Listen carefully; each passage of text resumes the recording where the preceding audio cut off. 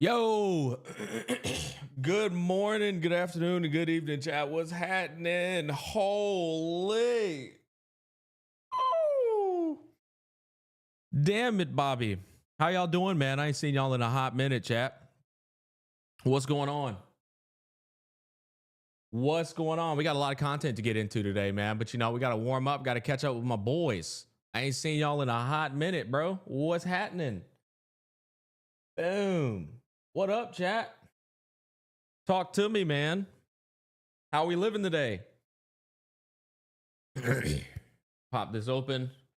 Are you gonna be streaming Wilds when it releases? You goddamn right. I'm gonna be locked the fuck in. Absolutely. Hell yeah, I'm gonna stream that shit, brother. Get ready for work, man. Gonna be watching you on the meantime. Hey, have a good day at work, buddy. Oh man. What's good, Unc? What up, Chapeau? The new MOC monsters are too tanky. Yeah, we're gonna be getting into that today as well. Dude, we got a lot of shit. Like I said, we got a lot of shit to talk about. I came back from Monster Hunter and I saw at least several. I saw several videos to make. Hell, Morning Smack Tribe 9 releasing today, tomorrow 6 p.m. Yep, I already know. I have a sponsor for it. Chilling right now as the kids have their fun in the garden. Well, damn, that sounds lovely. Over here in Houston, ain't no chilling in the garden right now. It's cold as shit. It's supposed to be freezing tomorrow here in Houston, man, and it's currently 34 degrees right now, which is unusual weather. I tried the MHW beta. I find it very hard. We make a beginner guide. Yeah, hey, listen, man, we'll be filling you guys in on that for sure. The beta was just for you to like get a little to see what the game's about, man. It was supposed to be hard. The real launch of the game though is not going to be that hard, man. I cannot kill the Nicodor spears, bro. One shots me. Okay, yeah. Like one of the things I want to learn about with the new bosses is the mechanics. We can learn them together, chat. We'll learn the new bosses mechanics. We'll share the insight.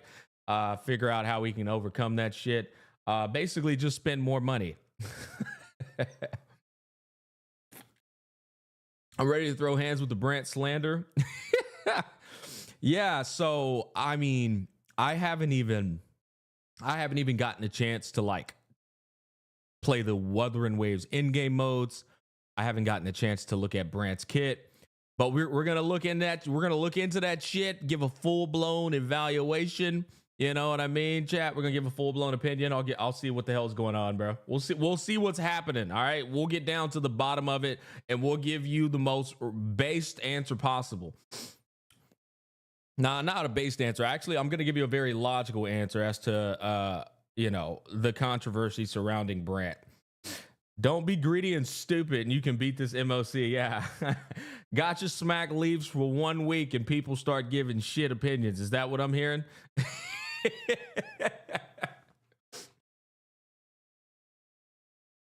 I also want to get into Tribbie. She's broken. What a shocker. Apparently she's broke. What a shocker, boys. Whoa, my God. Who could have known? Oh, who would have known, brother? I would have never called that one. Ethan's video was some next level Doom posting. Not gonna lie, bro. Switches up on the game he's like within minutes and with no real proof. Listen, hey, I like Ethan. Ethan's a great guy, man. I don't even know what video you're talking about, but I like Ethan. Ethan's a great guy. No fucking clue what he's talking about. Smack left and the community on fire, bro. That's literally a Tectone situation, bro. Hey man, you guys are gonna be seeing a lot less of me, and y'all are gonna have to get used to it, bro. Because I'm telling you right now, when Monster Hunter Wilds comes out, guys, I'm just not gonna be around as much. I'm not leaving. I'm not fucking leaving. I'm not leaving, but I won't be around as much, guys. Like you're just gonna have to get used to that. There's gonna be a lot of fucking upfront grind with Monster Hunter Wilds, and it's gonna require a lot of my attention, Why not stream Wilds? I am. No, I'm streaming Wilds. I'm talking to the Gacha Andes in here who don't watch anything but Gacha content. I'm talking to the people who expect the same level of volume that I produce of gacha content. That's who I'm talking to. I am going to be streaming it.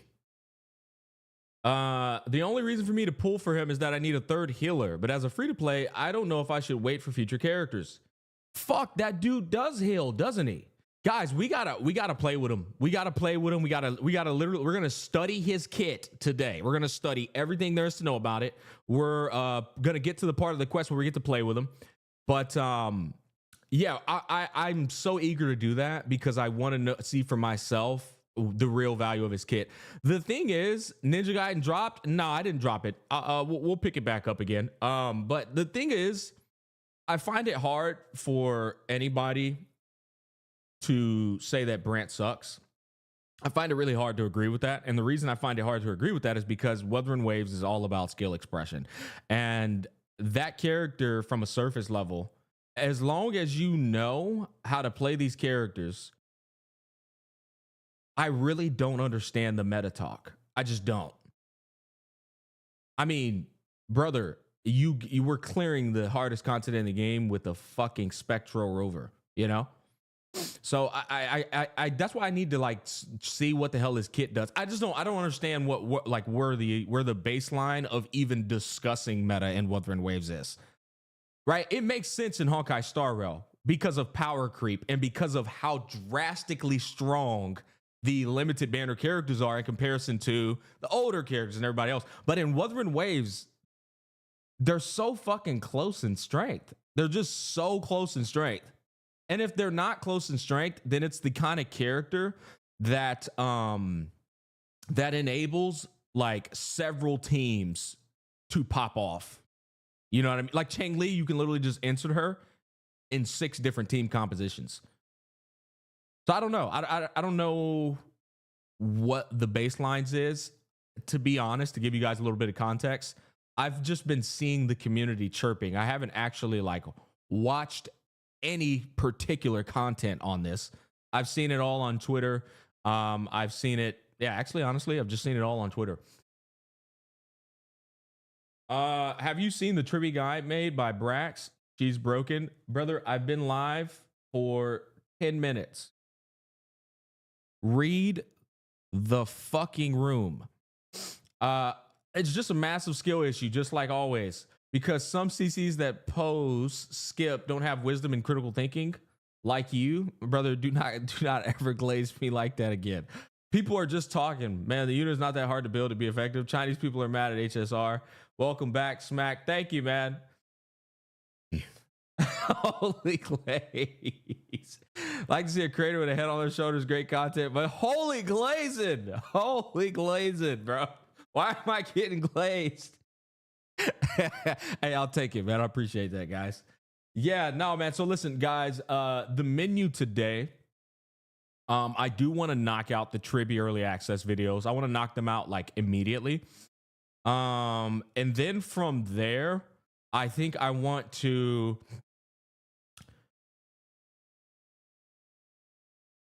you know what? I'm actually conflicted on that. I don't know if I want to go straight into Wuthering Waves and try out the new fucking Endgame mode, or if I want to do the new MOC reset on stream with you guys. What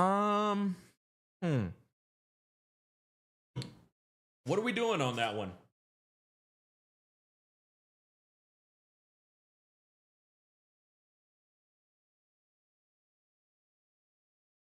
Y'all want to know the truth, chat?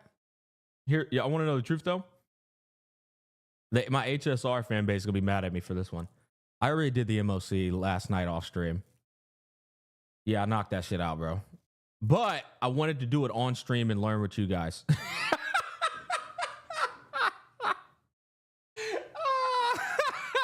I knew y'all was gonna get mad at me, bro. Chat, listen, chat. Deadass, I was just chilling on the couch. Listen, bro, I was chilling on the couch and I was just like, I mean, it's there to do, you know. I ain't streamed in 5 days. Man, let me knock this shit out real quick. I knocked that shit out on my phone, chat. Oh, shit, dude. No, but listen, look. that doesn't make doing the MOC pointless, right? Chat, y'all gotta understand, I've been in these HSR streets for a long time. They cannot make a MOC format that's challenging for my account. My account is too cracked. You just can't. I'm sorry, bro. I got every character in the game except the ones that don't really matter, right? Like Aglaya, bitch is washed already. No, I'm just kidding. I'm just kidding. I'm just kidding. No, but I want to still do it for you guys' sake, so we can learn together. Just because you complete the MOC chat, that doesn't mean, oh, we're done, right?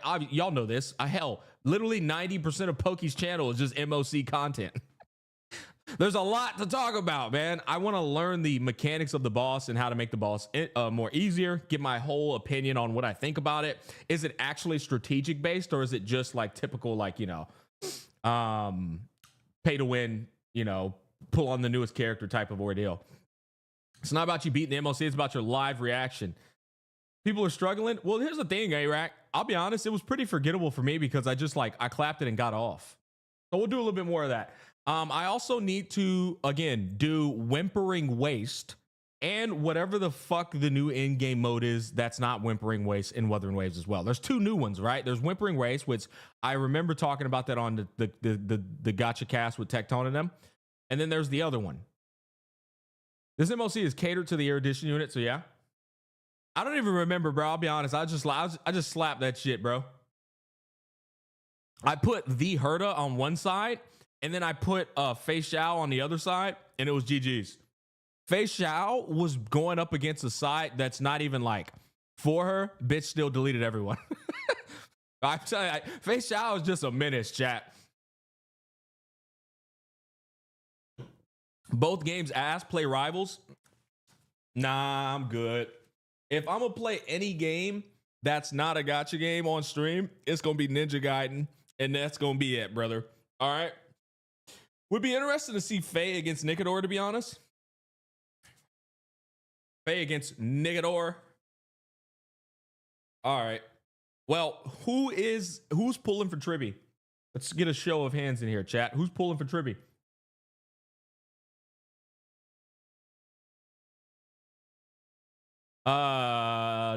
Type 1 if you're pulling for Tribbie. Type 2 if you're skipping. Yo, Grimzo, thank you for the tier 1, 8 months, baby. Hell, straight up, cuz. I appreciate you, baby. I see you. Hey, man. Yo, what the fuck? That's a lot of skips. Damn, y'all said I don't give a fuck how cracked Tribbie is. That little bitch looks ass.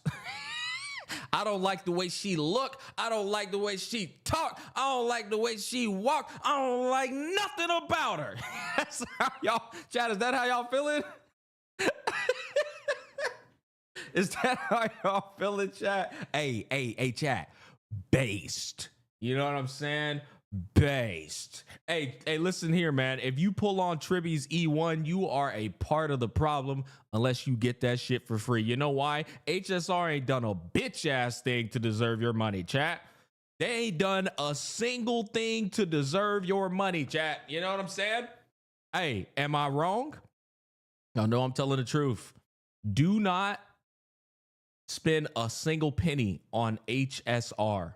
If you pick up the Tribbie, you know what it changes on your account?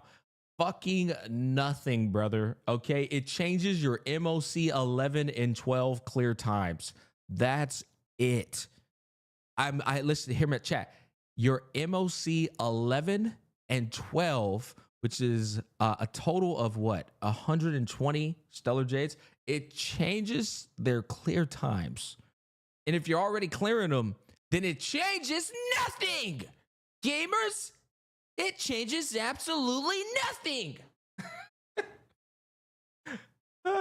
Wait, so Tribbie ain't worth it? Well, if you listen to what I just explained, then I said E1 Tribbie's not worth it. What I'm trying to tell you is giving HSR money to do absolutely nothing is what I was talking about. You know what I'm saying? I'm saying don't spend your money on a game that has not done shit yet. Yo, Lost Wayne, thank you for the tier 1. You know, they like, we need HSR devs to understand they aren't getting any more money until they fix their fucking game.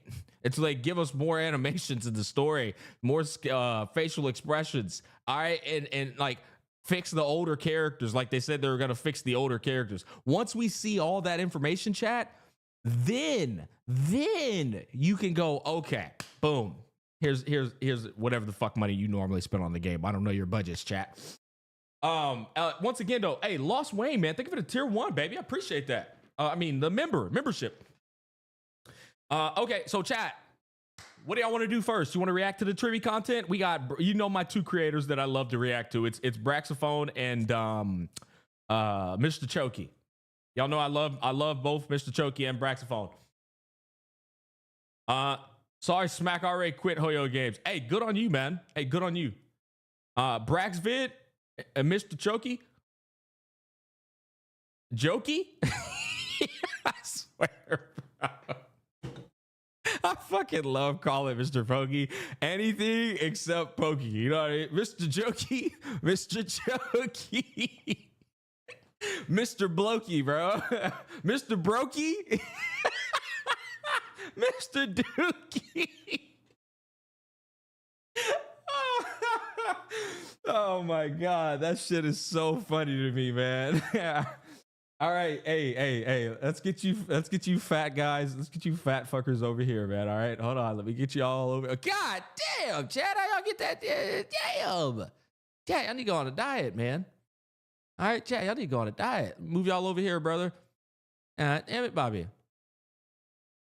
Also, I think I just saw Ethan in here. Ethan, if I didn't say hi, I'm sorry, brother. Good morning, man. Hope you're having a good day. All right, let's where we at? Oop. All right, let me see what's going on here. Disable, boom, boom, boom, baby, boom. Oh, look. It's right on the front of my screen. It's in the front of my screen, chat. There it is.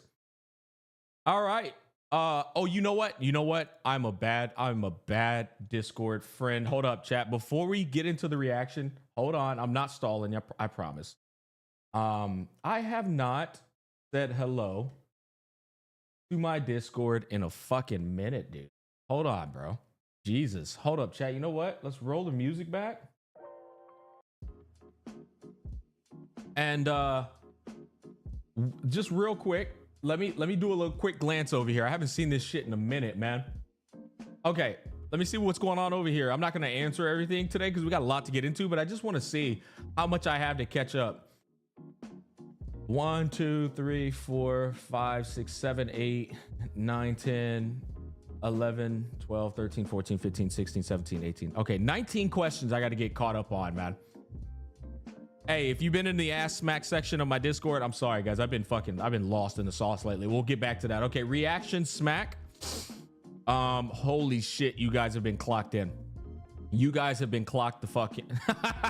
The fuck is this, brother, man?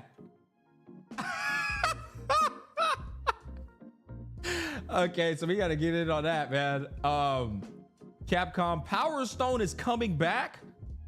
What? That's insane. Okay, chat, I promise we're gonna get caught up on all of this shit. All right, we're gonna get caught up on all of this shit. I'm sorry. Damn, y'all been locked in, bro. Okay. So we got loads to catch up on in the Discord. Now let's go ahead and get into it. I just wanted to take a quick glance at that stuff. I haven't seen anything.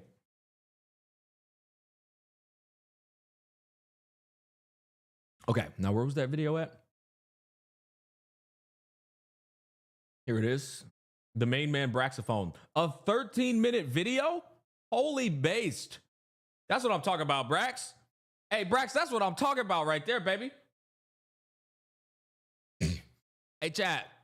That's what I call good react content. 13-minute early access Tribbie video. She's too strong. Tribbie early access first impressions, free to play Tribbie showcase. This is my favorite thing about watching Brax's early accesses. He always has the insanely relatable teams and like basically surface level investment. You know, I like it. It gives a lot of people a good impression on what you can expect these characters to do with a budget account, and that's great. All right, let's do it. Unfortunately, the time has come and we have to talk about the child in the room. Listen, guys, I'm in Japan right now, and to be honest, Whoa, that was one hell of an intro. I gotta be honest. That was a hell of an intro. Yo, V1 Gacha God. Thank you for the 5, man. The day I spent at HSR is the day they make Blade great again. Base. Let's hear that again. Hold the time has come and we have to talk about the child in the room. Listen, guys, I'm in Japan right now, and to be honest, unfortunately, the time has come and we have to talk about the child in the room. Listen, guys, unfortunately, the time has come and we have to talk about the child in the room. Listen, guys, I'm in Japan right now, and to be honest, I don't really want to be working, but I didn't want to miss a chance to talk about Tribbie because Brax, you're in Japan again? You're in Japan again, brother. Bro just be living life. Bro just be living his best life. Brax, you need to do a goddamn vlogging channel, brother. Seriously. Brax was in Japan when I was in Japan. Now he's back in Japan again. Bro's making bank? Yeah, absolutely. Hey, Brax, get that bag, baby. Well, unfortunately, they made another broken child character, and now you have to play a child on your team. I'm so sorry. Anytime they make a kid. Anybody who didn't play Genshin Impact at the time when they dropped the new Sumeru Archon, I forgot her name, little girl. She was insanely cracked at that time. She's probably still cracked, but I don't play that game anymore. Character that has pluses for their eyes, they tend to be broken for some reason. Everyone's been doom posting this character, and for some reason, other people have been believing it. I don't know why you guys are believing it, and I'll tell you why in just a second, but first you should know that this is on the Creator Experience server for version 2.1. This version will include a lot of cool new stuff, including Tribbie and Mide, but first we're just going to be talking about Tribbie. Everything. Brax, if you see my reaction, I wonder if you're insanely bothered by your to-go mic, because that hoe do sound like Dookie Bear Chronicles. I'm gonna be honest. I'm just kidding, bro. It sounds fine. You're getting the message across, bro. I'm just trolling and griefing. Is subject to change, and I really don't want to re-record this much because I'm on vacation. So we're just gonna get right into it. Okay. Holy caked up on a. I really don't want to.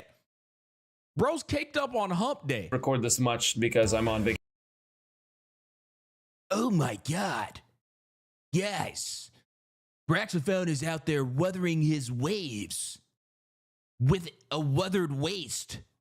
So we're just gonna get right into it. Okay, what makes Tribbie broken? You guys need to understand that this is insane. So you know how like every character has just been getting like a ridiculous amount of buffs? Like Aglaya gets like a chinchilla. Bro had a whimpering waist inside of the Wuthering Waves. An attack, and the Herda also just gets a ridiculous amount of buffs, and everyone's giving crit and damage percent and attack. Well, the first character that was meant to fix that in the 3.x series was Remembrance Trailblazer, because she added a new mechanic called True Damage. This is essentially damage exactly as it says it is. Unaffected by modifiers, it's just a percentage of damage dealt of the original damage that came out. This doesn't have diminishing returns, so you can just kind of spam out attacks with a bunch of extra damage attached to it. It's really great. Well, Tribbie is the next step for that because she adds some stats that are a little more rare. For example, she gives universal resistance penetration, which means that if the enemy resists you, you can penetrate them.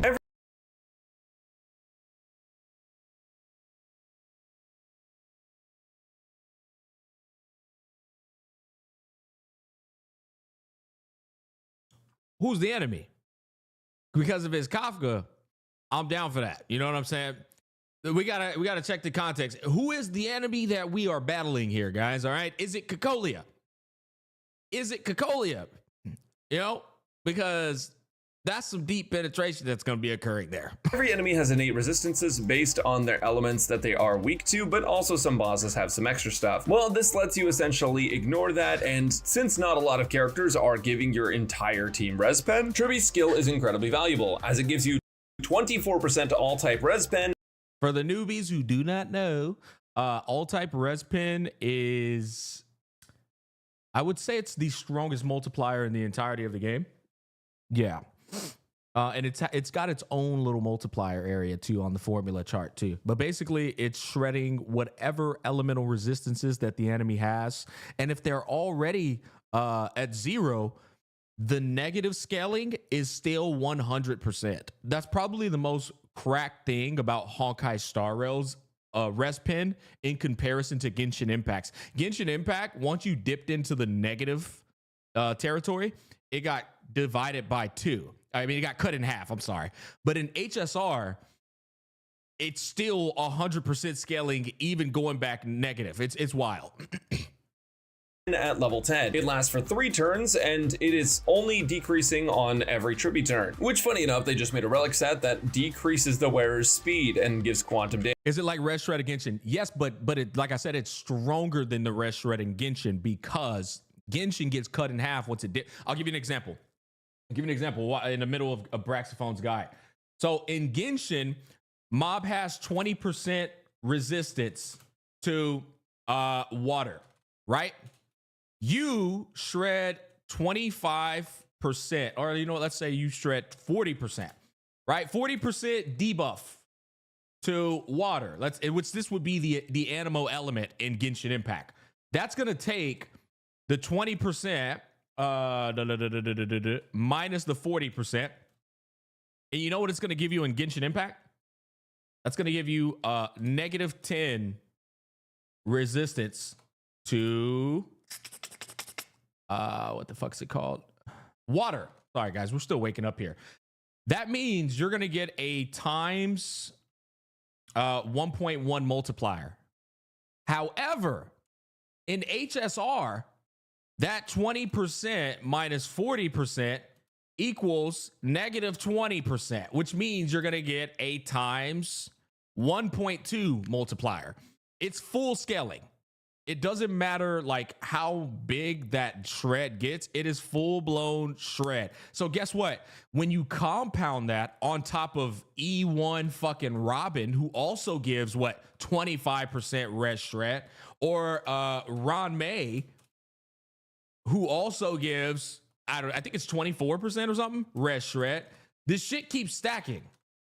You know what I mean? It keeps stacking. Essentially, you're gonna have a fucking ridiculous multiplier that is multiplicative and separate from the other multipliers.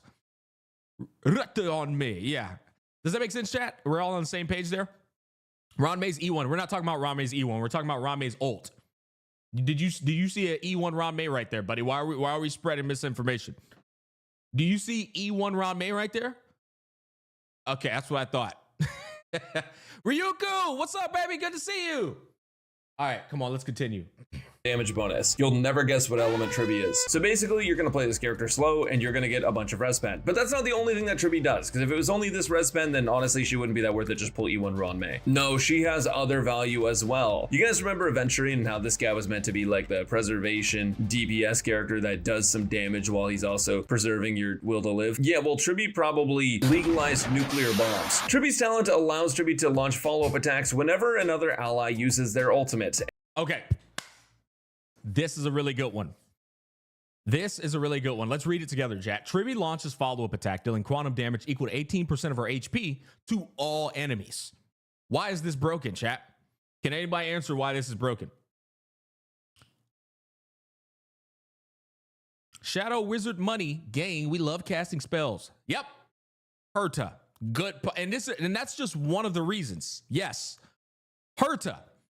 We now have a fucking Harmony character, chat. The first Harmony character that deals AoE damage and it counts as an actual attack. So that means when Tribbie attacks 5 people, that's giving Herta whatever the hell her energy is, I already forgot, times 5 as a Harmony.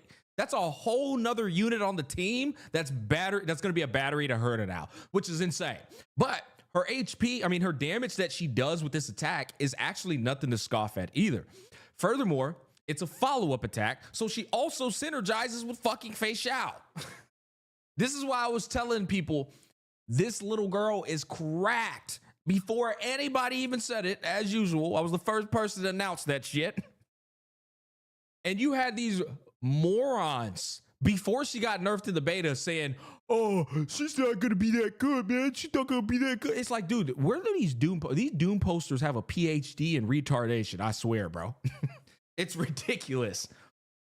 But the reason this is broken, it's a follow-up attack. It synergizes with follow-up units. It also synergizes with the Herta, and it also does damage itself as well.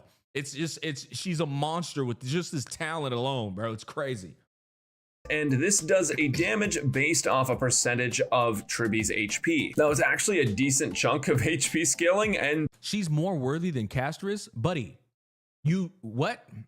I'm not even answering that. It can do a fair bit. It really does add up, much like how Robin actually adds up a little bit of damage when you're in her ultimate. Tribbie adds up a fair bit of damage as well. Once again, putting the harm in harmony. Now, this can only be done. Bro, Brax is really funny, man. I get it. I see why people like his content. I've always liked Brax. He's got some good jokes. Putting the harm in harmony. Hey, listen, guys, I'm a dad, all right? I find joy in these dad jokes. Once per ally before Tribbie ults, so you can use 3 ultimates from your allies and then Tribbie ult and then like 3 ults again, but there's not a lot of characters that could just spam ultimates. There are a few, and you know, those synergies are to be noted, but you're probably not going to think about it too much. Now, after you get the follow-up attack from Tribbie's talent, you also increase that damage dealt by Tribbie by a fair bit. This is also something you just can't like disregard. This is like why HSR is the definition of fucking power creep, bro.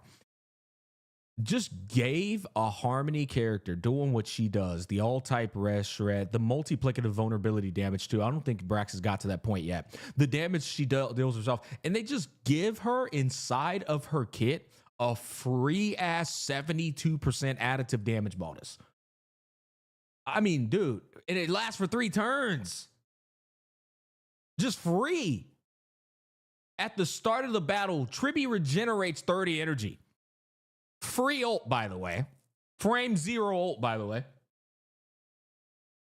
And then she regenerates. Wait, I didn't even see. What the fuck is this? She regenerates 1.5 energy for each target hit. Wait, I did not know about this part. Oh my God. She is actually disgustingly broken, bro. She does it all. And then, of course, there's another major trace that makes it so that you gain 30 energy at the start of battle. Wow, very cool. Tribbie also will get energy back after allies attack. So that is pretty cool. Pretty cool. Tribbie also will get... Like, dog.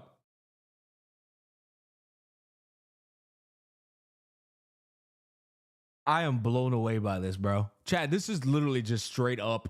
See, this is why they have to buff the older units, Chad. I don't think I understand. They're just putting so much shit in a single talent. She just got 72 times 3 for 3 turns for fucking free, bro. 216% damage bonus for free, brother. Are we looking at, like, does bro have Eidolons unlocked or something? What the fuck? Took lessons from the league kits.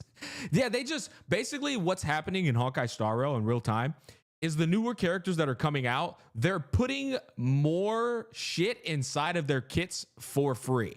When you compare them to the older units like Branya or Spark or whoever the hell, it's just so much stuff just like non-conditional. Get energy back after allies attack, so that is pretty cool. But the other value that Tribbie brings is in line with the res pen thing we were talking about earlier, where there's just not a lot of characters that provide that same value, and this is going to be super cool and helpful for basically every single team in the game. With Tribbie's ultimate, she activates a zone, which is the same thing as a field by Locha, but for some reason they decided to rename it. Whenever this zone is up, enemies take 30% more damage at talent level 10. That's not extra 30% damage bonus to your teammates. That is the enemies receive 30% more damage, which is a lot. That means it's not an additive, it's multiplicative, so it's a separate multiplier.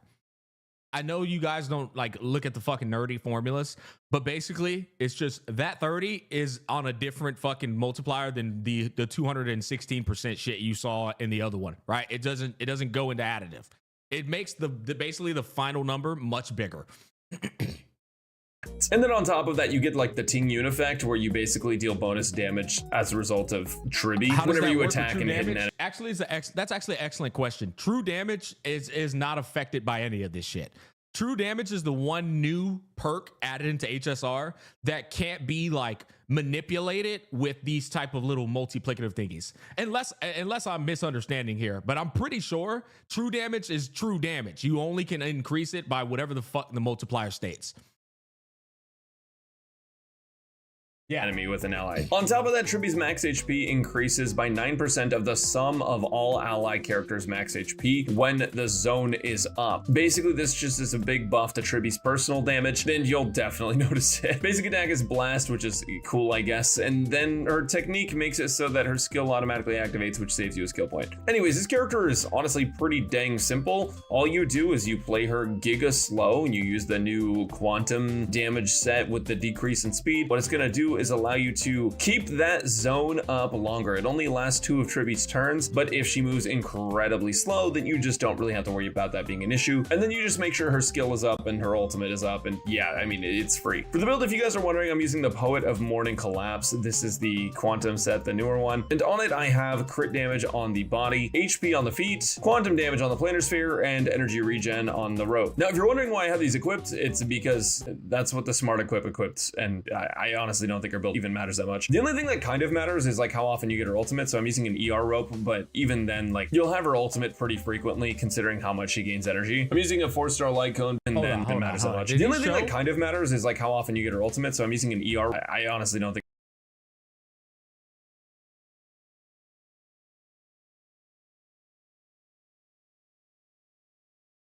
her build even matters that much. The only thing that kind of matters is like how often you get her ultimate, so I'm using an ER rope, but even then, like, you'll have her ultimate pretty frequently. This was one of those situations I would like to I wish I could play with her, because I think Tribbie,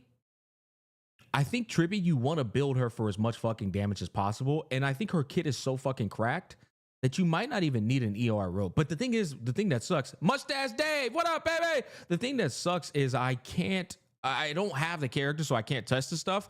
But based off of what I saw on her kit, just looking at it comprehensively, I don't even think she needs an ER rope, man. I think you just full blown big dick damage, dead ass. Considering how much HP percent scaling, crit damage, and we'll have to test it. I'd say ER rope if you're going for DDD. What? This is the thing. I think you're gonna get her ult up in a regular fashion, no problem. You know. Love in deep space 24 hours. She gains energy. I'm using a 4-star light cone because one of you guys is going to complain if I don't. She is E0, but E1 is the most broken thing of all time. You said her teammates regenerate ER for her, right? Correct. But the good thing I will say to advocate for the ER rope is that ER rope is going to make that little 1.5 energy, that little tick for your teammates attacking.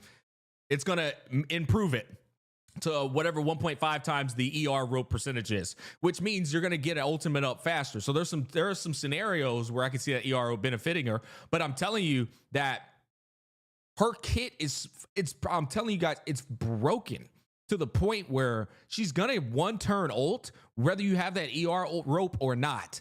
And from a meta perspective, you're just stacking a lot of damage on. She has the kind of kit, chat, where she goes into battle, and as soon as she goes, her fucking ult's up. So it's like, you could do a lot with that, and the battle could be over before you even have to ult again, or you just rely on like RNG enemies hitting you, and your ult's up anyways without the ER rope. Does that make sense? Her ER cost for her ult is low as shit. It's not high at all. I'm really mad about it. Oh, and one other thing you can do is you can also run the wind set, which I have 0 pieces of on the CE server. The wind set gives you action forward whenever you ult, and you can do some cool 0 cycle stuff with that, but I'll talk about that more in the guide. Right now, I'm trying to finish this video so I can go out and eat ramen or something. Okay, I've Based, Barax. I forgot you were in Japan. And honestly, fuck this video. You should have stopped right here at the 5-minute mark. I've already yapped enough. Literally never fought this guy before. This is actually my first run doing this, so we're gonna see how it goes. But this should be incredibly easy. I'm just playing a Herta team because why not? There's a ton of different teams you can be playing, but you know, I don't know. She's hot. I don't really have any other ways to explain it. So we're gonna buff our Herta real quick, and I'm gonna try to speak in fluent, coherent sentences, but I'm very tired. It is past midnight my time. Wow, we're gonna use Tribbie's ultimate because that's available to us right now. We can get that zone up, and once the zone... I'm gonna be honest, I really respect Brax for getting a guide out while in Japan, because if it was me, ain't no motherfucking way. I would have had to hit y'all with this face talk right here, brother. You know, I'd have went full screen. I'd be like, what's up, boys? This is how I did y'all in Japan. Hey, I'm gonna talk from the back because I would have had the shit mic. Hey, what's up, guys, man? I hope everything's going all right over there, man. I'm just having a good time in Japan, honestly. I might not return back to Houston, you know? But I did want to talk to you guys because I heard that they said Brant sucks. Now, I don't know what the fuck they're talking over there, but Brant is a pirate character that floats in the air better than Camellia does. And so by those standards, I'm pulling on Brant. And yeah, so that's going to wrap up this video, guys. I hope y'all are having a great time because I sure as hell am having a great time over here. Hey, come by. See you next time. That's how I would have did my video in Japan, bro. You wouldn't have got no editing, chat. You'd have got a solid ass 9-minute video, bro. All right, bonus up. Holy cow, are we gonna do a pretty okay amount of damage? And we have Herta's ult, but I'm actually gonna basic attack on Tribbie real quick just to make sure that I can that I can actually use her skill again. And basically what Tribbie's doing is she's allowing us to do 30. And basically what Tribbie's doing 25,000 damage follow-up. See, if he'd have had that HP rope, you know what I'm saying, that'd have been like 40.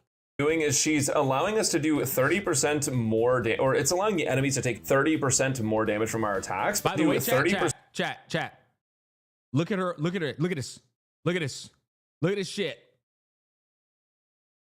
More or it's allowing the enemies to take 30% more damage from our attacks, but also on top of that we have res pen, right? So even though Thurda is pretty like saturated with other I mean, our crit damage isn't like insanely high right now, but we do have pretty high attack, right? Even though our Thurda is pretty saturated with other stats, it just doesn't really matter because we're getting like res pen and stuff. There's not really as big of diminishing returns on something like this as you would see in some other teams, specifically not including Tribbie. Now with that said, there still is an argument to be made for characters like Robin and even Ruame, just because they also can provide some pretty solid buffs all around for your team. I'm gonna go and use Tribbie ult again because why not, guys? We get it so fast, it's just not a problem.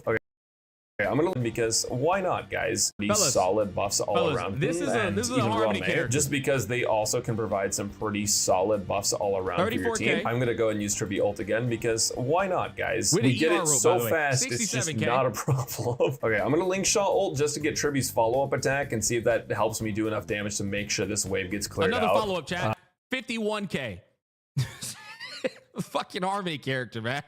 Because I want to see if we can get it this cycle, but if not, I guess I'll blow. Oh damn, bro got hold on, bro got hit with a triple 1 HP curse. See, if he was rocking that HP rope, you see what I said? I told Chad, look, what if he was rocking the HP rope? You see what I'm saying? They would have been dead. See, I'm just saying they would have been dead. Blow up or something. Let's see though. Now we got it easily. Not even close. So we're gonna not waste a skill here with Thurda. So we're gonna wait till this guy. Yo, this persona music hitting. So sick. Oh my gosh. Bro, y'all are fighting this guy already? What the fuck? This guy is literally so cool. Okay. Holy leaks. Okay, I'm gonna go ahead and actually I'm gonna basic attack, yeah, because I don't want to bolt and then basic attack right after. That sounds terrible, actually.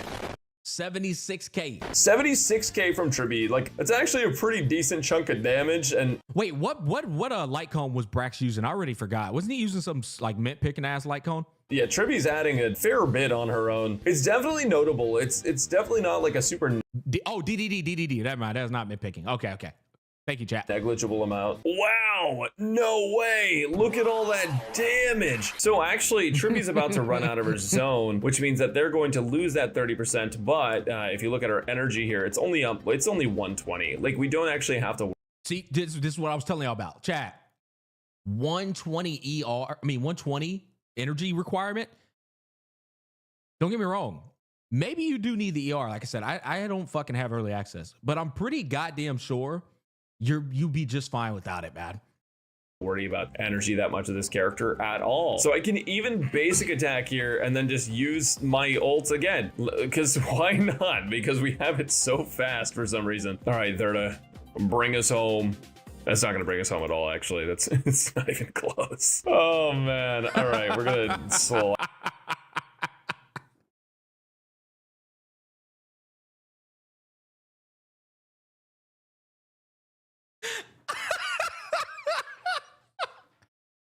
This video is fucking funny, bro. This fucking HP inflation, bro. Bro, Brax Brax literally from his, bro, that he bellowed that from his soul, chat. We gotta hear that one more time.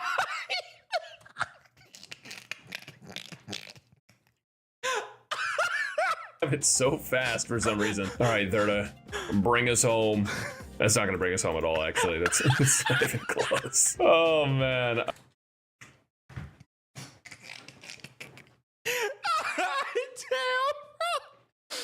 Oh man, that HP inflation ain't no joke, dog. All right, we're gonna slap these guys a little bit. We're gonna slap them around. No weighing. Oh my god, 813. Shoo! That was good. You'll get like an actual, like thorough and accurate and funny, complete bro. review of these characters later when I'm back at home and not trying to relax on an island somewhere. I'm gonna go ahead and just ult a Tribbie again because it does its own damage, an extra 100k, which is pretty cool. Pretty cool. We have the skill points to skill ult skill, so we're gonna skill ult skill. Boom, skill ults. And yeah, I mean, it's actually for a Harmony unit, she actually just does a fair bit of damage. The moon haunts you. Wait, that? Holy spoilers! Dude, that animation is actually so sick. Okay, so this puts me in a bit of an awkward position. Yeah, we're not gonna get it this cycle, even though we probably could if I was paying Bro, that guy is sick. any attention at all. And I can just ult at the Herda because she's down a little bit. So we can just ult right away. It's fine. And then we can re-up the zone because why not? Tribbie's up next, but this guy's gonna die before the zone even expires because Tribbie is so gosh darn slow. Oh, and there's a 1 mil for us. Bro, 1 mil did 10% of bro's total HP. Pretty good. That ain't too bad. Looking relative. Bro's still alive, chat. Look at him. Bro literally no diffed 1 mil. Let's go back and look at that one more time. Look at his health. Before the zone Look at his even health. expires because Tribbie is so gosh darn Look at his health up there, chat. slow. Oh, and there's a 1 mil On top of 1 mil right for here. us. That's pretty good. That ain't too bad. Looking Took multiple explosions. relatively okay out here. Okay, and then here's Thurda to finish it off. So there you go. That was a 2 cycle, and I wasn't paying any attention at all. So you might be wondering, okay, Brax, why are you so unenthusiastic about this character? Well, the main reason is because I'm just tired. That's it. But honestly, I just didn't really get around to it. That's gonna be something that's way more detailed for the guide video itself. But for now, guys, this is just my first impressions of the character. And mathematically, even without like actually comparing her to Robin right now, I can tell, and you guys should be able to tell as well, 24% res pen and 30% extra Multiplicative damage 30%. taken by enemies is pretty dang crazy. And then her doing damage on top of giving your whole team those multipliers. Yeah. It's just absurd. There's no way around it. It's just absurd, man. And as you can see, even though she's not hitting like 100k by herself And then of course with her the battery is just insane. consistently, I mean, she is on her ultimate, but even though she's not hitting like a sub DPS or anything, she does a lot of damage for a Harmony character. And I think that's gonna be where a lot of people write her off, is that the damage that she adds doesn't feel as good to me as like Remembrance Trailblazer, just because Remembrance Trailblazer also has action forward and true damage is just such a busted mechanic. But the damage that she's adding personally is also really good on top of the other stuff that you're doing. And she doesn't really have energy issues either. So all in all, Tribbie feels really strong. Now she'd feel even stronger if you got her E1, which gives you 24% true damage added to everything in the game. Yeah, they said, okay, if you pull a second copy of Tribbie, all of your teams do 24% more damage, non-negotiable. I don't know what they were cooking with this. This is too broke. Yeah, like this shit is so disgusting, bro. It is, man. It's so fucking disgusting. While the zone lasts and after allied targets attack enemies, additionally deal true damage. Now, chat, remember I just explained to y'all earlier, true damage means it doesn't give a fuck about the enemy's level, the enemy's defense, the enemy's resistance, what you have on your character. It does not care. Whatever damage you're doing, it's going to deal 24% of that, non-negotiable. And anyways, it says additionally deals true damage equal to 24% of the total damage of this attack to targets that have been dealt additional damage by the zone. Okay, the second I don't even want to go over these. Listen, E1 more damage, E2 more damage, Brax, you get them. E3 more damage. E4 is ignore enemy defense. Oh my God, they just don't care anymore, bro. Bro, just change the description to literally more damage. Which is more damage. Skill and talent level up on E5, and E6 is More damage. Hey, yeah, guess what E6 is? More damage, bro.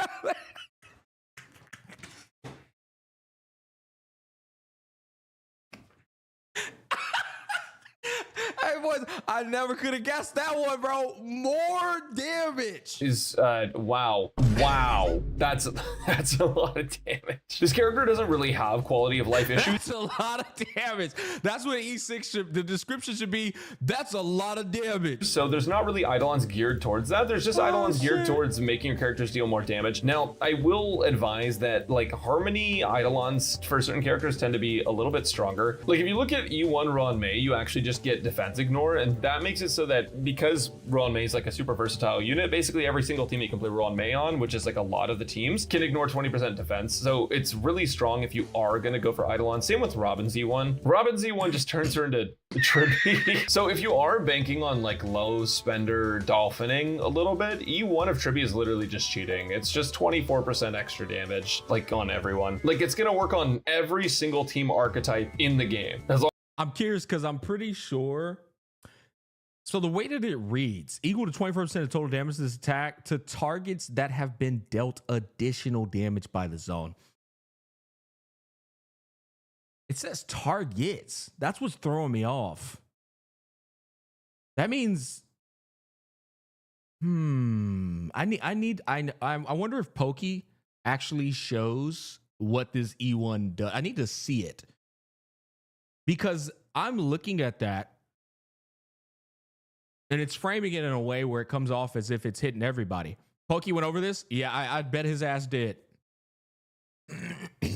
long as allies are attacking enemies. So with that in mind, it's pretty dang good. Now I mentioned that Tribbie is like actually pretty useful in most teams, and I wanted to give you guys two examples because they're more recent teams. So this is the Herta team that I was showing you guys with Jade. You can run Serval here, obviously, and that's fine. The only issue that I have with this is just Remembrance MC feels so strong with Herta, and honestly, I have a really hard time replacing free-to-play units that feel strong because you get so comfy with them. Like Remembrance MC just feels so cozy to play, but Tribbie is good here, and Tribbie's also good with a Goliath team. Now, the downside of this is it only hits one elite enemy.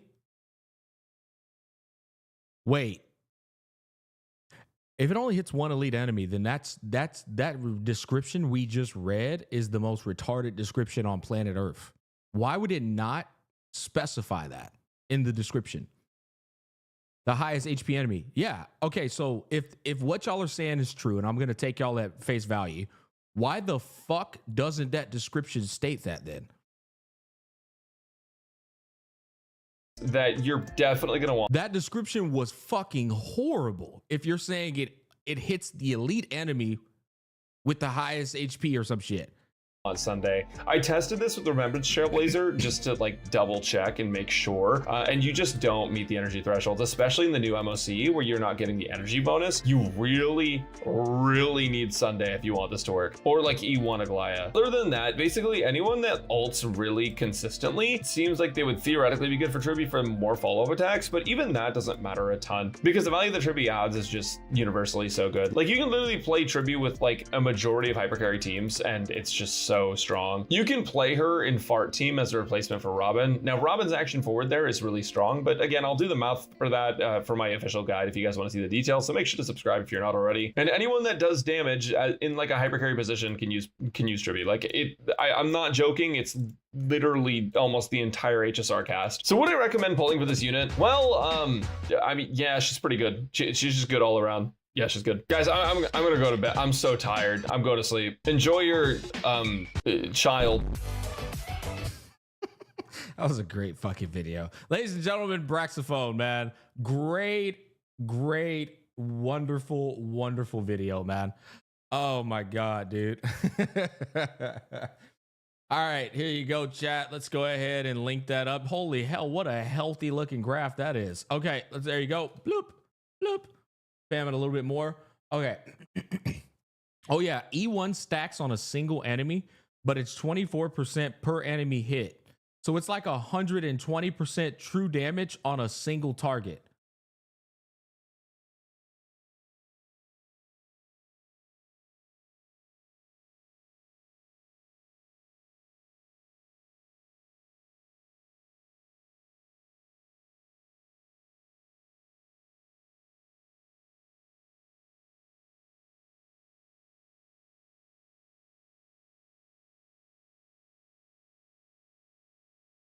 That's fucking insane, bro. So if you hit 5 enemies, then it's 24% true damage times 5. What the fuck is that, bro? More damage. Yeah, dude. Chat, I gotta bring y'all back down to earth. We're gonna bring y'all back down to earth. Do not spend your money on this.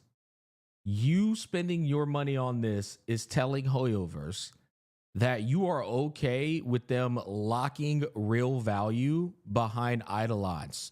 You are okay with them putting the battle pass inside of the battle pass. You are okay with them power creeping the living shit out of the money that you spent not too long ago in this exact same fashion on somebody else. It's not worth it. What this is going to change for your account, as I would like to reiterate this, it changes fucking nothing. If you are clearing all MOC content, you're going to clear MOC content a little bit faster. That's about it. And I would like to remind you that each floor gives 60 stellar jades. And the only real floors that matter for this in particular is MOC 11 and 12, which equates to 120 stellar jades. That's not even a single fucking wish. This is garbage. And I don't think anybody should pull on that E1 unless you can get it for free. If you can get it for free, then sure, go for it. But I'm going to be honest with you. I skipped Aglaya. I picked up the Herda, did not get her signature light cone, and I still barely have enough to just get a copy of Tribbie. I barely have enough to get a copy of Tribbie, even though I skipped Aglaya and didn't even pick up Herda's signature light cone. So, yeah, based off of that context, I think pick up a copy of her and you wait on her to rerun. That's my take on that. I skipped Uglass and I can't even guarantee. Okay, now let me see. MrPokke is about to clear MOC with E1 Tribbie on his Bob account. I'm gonna be real with you, bro. Best of luck with Pokke and all his content. I think his Bob account is completely fucking pointless. I genuinely do.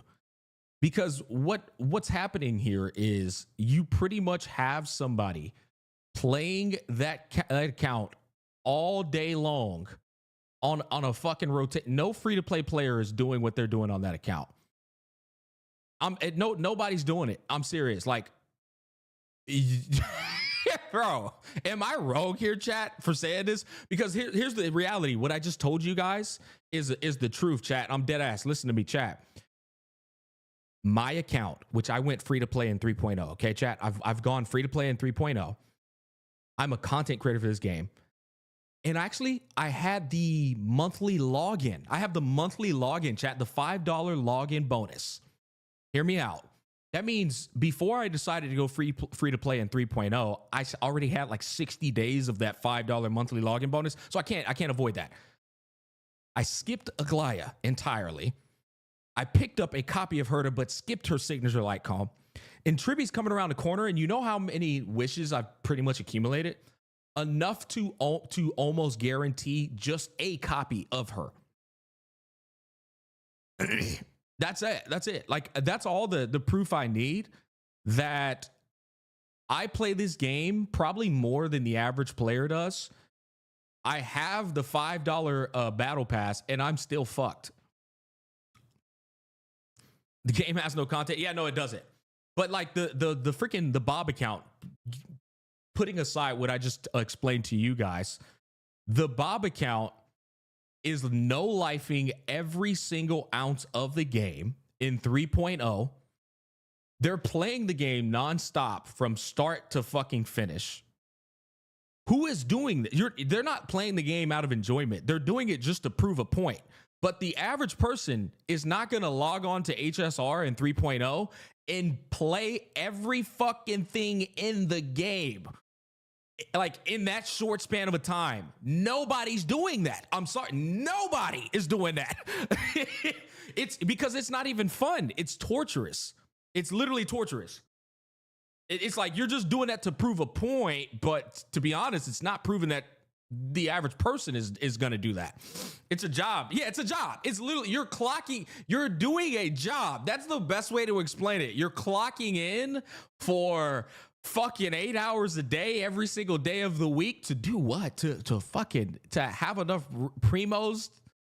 I mean, Stellar J. I feel like at this point, I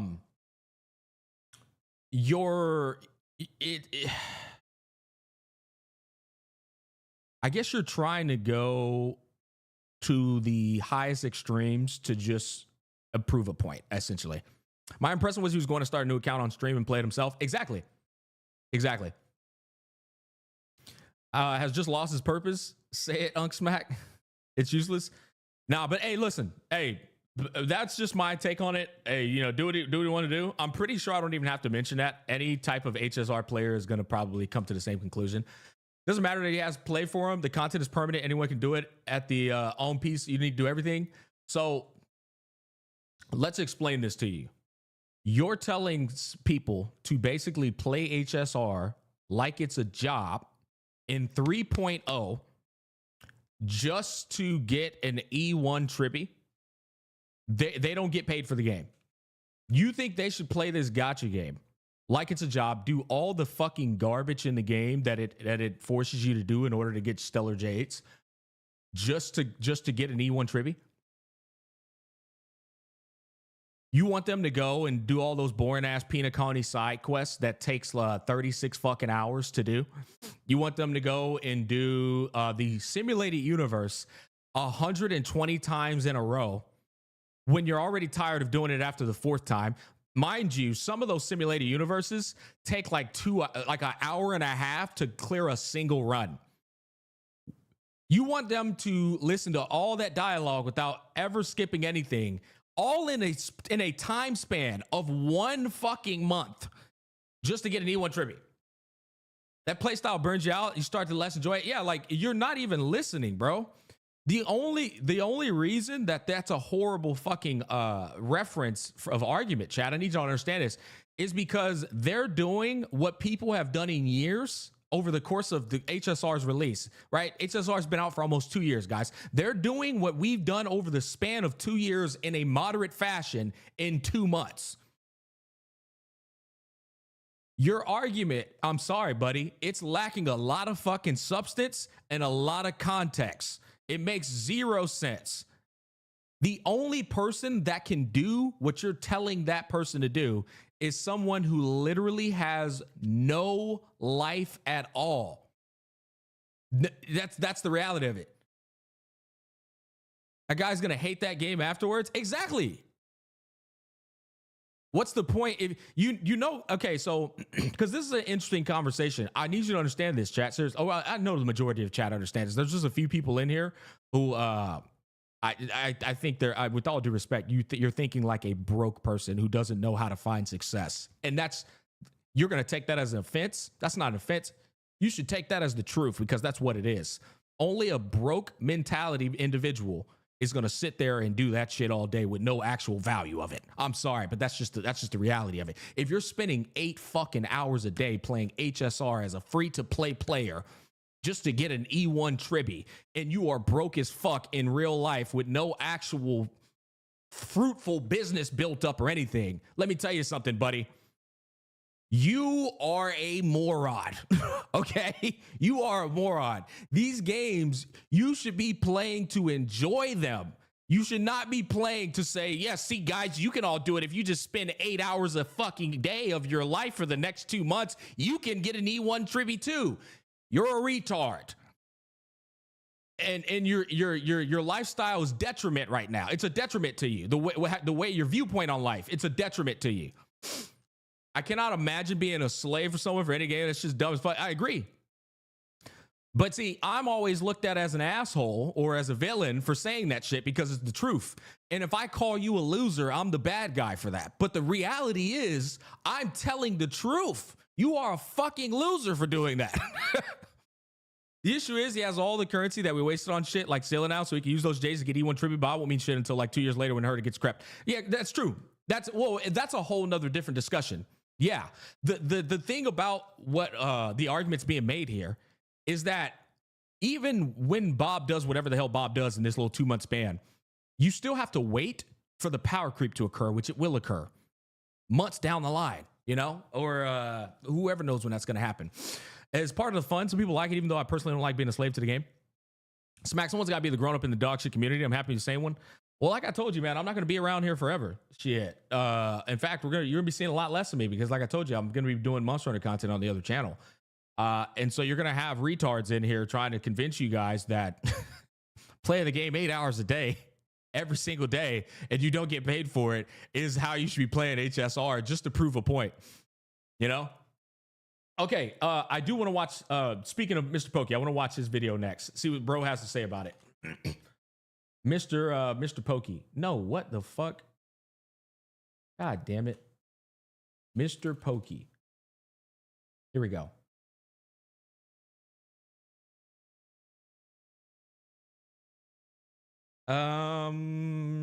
Okay, it's this one, right? All right, let's check it out. Better than Robin, Tribbie early access review.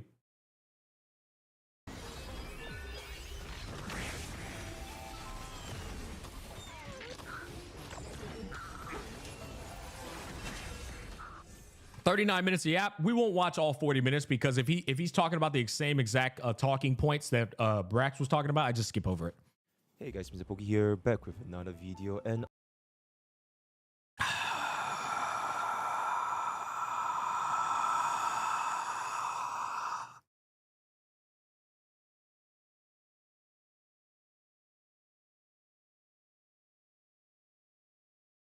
I think I'm going to go into service myself, chat. on today's episode of Early Access Review, we are going to be taking a look at our latest, first and only version 3 Harmony support, Tribbie, right? And I'm pretty sure a lot of you guys are really wondering, Hey, his hair looks nice. is she gonna overthrow Robin? Who should you pull for Robin versus Tribbie? How does she function? What team question? And I'm not even remotely close to finishing experimenting with Tribbie, so look forward to her actual release on the live server where we'll be playing with her together on my stream at twitch.tv, right? So as of this current moment, Can you call him and tell him not to start that stupid intro? I've told him, Tech Tom's told him, the community has told him. Bro, he just loves his intro going at this forward, point. not just for this, but for all of the Honkai Starbucks C server, where I will be dedicating more times in trying for some like zero cycle cost breakdowns, unit comparison, and many others. So look forward to not just having a single Tribbie related early access review, right? So for Tribbie specifically, the overview is that she's the first version 3 Harmony that thrives on area of effect environments such as the recent enemies we face, like the True Swarm, Pure Free, as Okay, well so as we already know about all this. Dunson's utilizer, and as such, it's a very, very flexible unit even at a E0 S0 baseline. And depending on the content, the action value generated from Dunson's Duns, it could rival even Robin's ultimate, right? And one last thing before jumping to the creator kit, from testing in various team comps, the most exceptional team I've seen so far is going to be with D Herta, while also having pretty decent performances with Leia, Fei Xiao, and to a certain degree Akron, right? So jumping straight into the character kit, her base. So he said from his testing so far, the best value is Herta, and then he said decent performance with Fei Xiao. Before jumping to the creator kit, from testing in various team comps, the most exceptional team I've seen so far is going to be with D Herta. So D Herta, while also having pretty decent performances with Leia, Fei Xiao, and to a certain. Okay, I'm gonna nitpick right here, and I'm only gonna nitpick because this is actually important for the the wide and vast majority of HSR players to hear. Pokke's definition of decent is a meta slave's definition of decent. But let me tell you the actual definition. Aglaya, Fei Xiao, and Acheron are gonna be fucking insane with Tribbie, right? Like they're all gonna be insane. But a meta slave is gonna say that that's decent. That's so important to understand.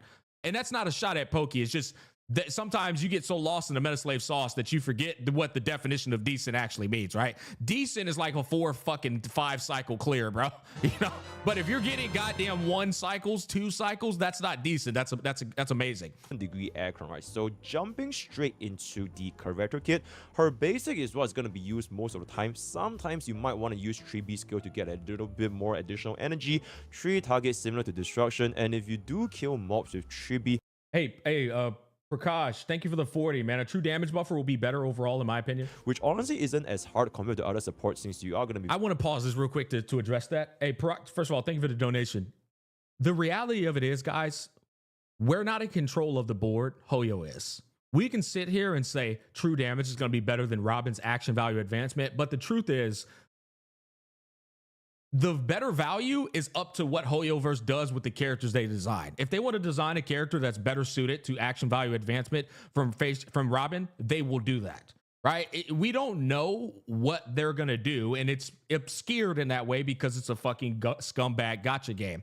So, like, sure, in the next 3-4 months, it might pertain to Tribbie, but then they drop a unit that just completely shadows Tribbie, and now she's not valuable anymore. There's no real way to know because we're not in control of the house. Hoyo is. Building up with quite a bit of crit ratio, but you can get even faster ultimates from the kill, right? Then for skill, it is the what gives us the 24% rest pen, which is tied to her own turn along with her ultimate, similar to Ranmei, Robin, as well as Sunday's ultimate, right? Rest pen as well as the damage vulnerability from the ultimate, they are both more or less universal multipliers that don't... Okay, so he's already talking about because this? they can all utilize... We already know this? Be damage for target to the highest so HP characters enemy. kit, we already know all this. See these exactly this is the part I wanted to see because somebody said something about the E1 being tied to the ultimate description. While the zone lasts, increase enemy target's damage taken after an allied target attacks. For every 1 target hit, deal 1 instance of quantum additional damage equal to Tribbie's HP to the target that has the highest HP among the hit targets. Okay. So then this makes sense why the E1. Now I see it. So the E1 not explaining this is because it's explained in the ultimate. That said, with as expensive as this game's characters are, with as expensive as the Eidolons are, it is still very fucking important that you explain this and explain how it pertains to the E1. It needs to be even more descriptive than it is, okay? Zenless Zone Zero writes fucking light novels, Lord of the Rings books inside of their descriptions. That means HSR can do it as well, and it's important that they explain that and how it ties to her E1. How Robin's additional damage works. Except for Tribbie, there's one very, very important thing which arguably could make her even better than Robin, and that is gonna be why I'm gonna be calling this as a smart targeting, right? So it automatically allocates the additional damage to the highest HP target, which helps us focus on elite and bosses instead of wasting all of the additional damage for mobs, right? That is that really makes her E1 so fucking broken, bro. I'm gonna be honest with you. Because the most broken thing in HSR is getting rid of the elites. And having a character on the team that's always going to just redistribute all the damage you're doing back to the elite. I mean, bro, I'm sorry. I mean, I might be the only one that's really emphasizing how cracked that is. That is fucking broken in every meaning of the word. No matter what you're doing out there on that field, your E1 Tribbie is ensuring that it's getting redistributed back to the fucking elite with her true damage. I mean, that's just crazy.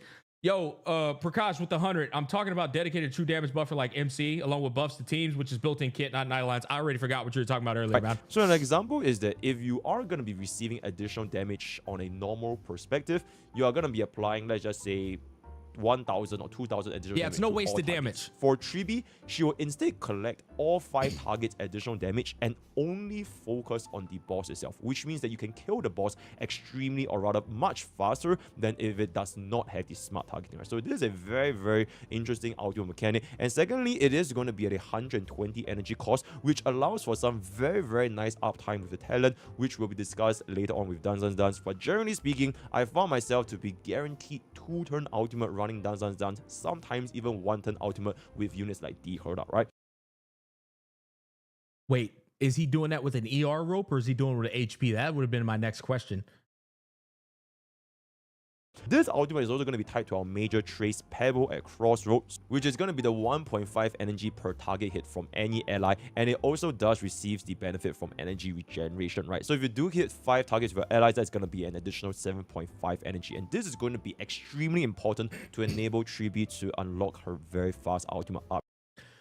Tribbie regenerates after other ally targets attack. Tribbie regenerates 1.5 energy for each target hit. I mean, dude, that's just so fucking cracked. Your other allies are just giving you a battery by hitting. That's it. I mean, dude, even facial follow-up comps are going to be insane for that. Because it's each target hit. So obviously it's more tailored to AoE scenarios. Each target hit, more AoE. Okay, so yeah. More AoE destruction units, erudition units are really going to benefit from that. Like, she's going to benefit from those team comps much more. Uptime, right? And then one last thing is going to be Tribbie's talent, which allows her. Herta has double that amount, so, but it's obviously good. Herta also has triple the fucking energy requirement. What a, oh my God. I'm going to be nice. Think more, you know, take a bit longer to think before you type a message, buddy, okay? To deal 1 follow-up attack per unit ultimate, right? Regardless if they are a buff, debuff. Chad, I'm gonna start doing that for often. Before I like pop off, I'll be like, Smack, do not be rude. Be more professional. Damage or whatever. As long as they cast an ultimate, Tribbie will let go of this 1 additional follow-up, which can also give her additional energy. Mainly, it is used to trigger more energy for herself, as well as for units like D Herta. But keep in mind, this follow-up attack, the damage can ramp up over time, which is going to be tied to out of major trace lamps outside the wall, ramping up your damage by 72% every single time you use a follow-up, up to 216% additional damage, right? So over the course of battle, you can get this 3 follow-up, and eventually the damage is going to add on quite substantially, right? And then one last thing, glass balls with wings offer a 9% sum of all ally HP, and if your HP was 10k, you basically get 9. Do you think Tribbie can replace Topaz in a facial fart team? If I were to use Tribbie on a facial team, I'm taking out the Aventurine, not the Topaz. But if I have to compare Topaz versus Tribbie,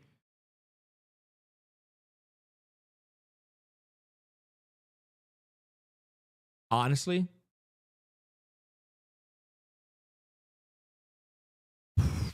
if you're talking about E1 Tribbie, it's not even a debate. If we're talking about E0 Tribbie, it's debatable only because of the volume of Topaz attacking.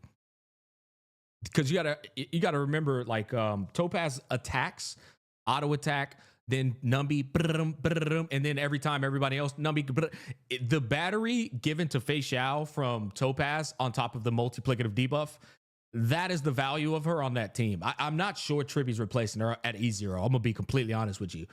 What I would say is I'm replacing Aventurine. I'm not replacing fucking whoever. Even if that's a imaginary March 7th, I'm not replacing my Topaz or my March 7th.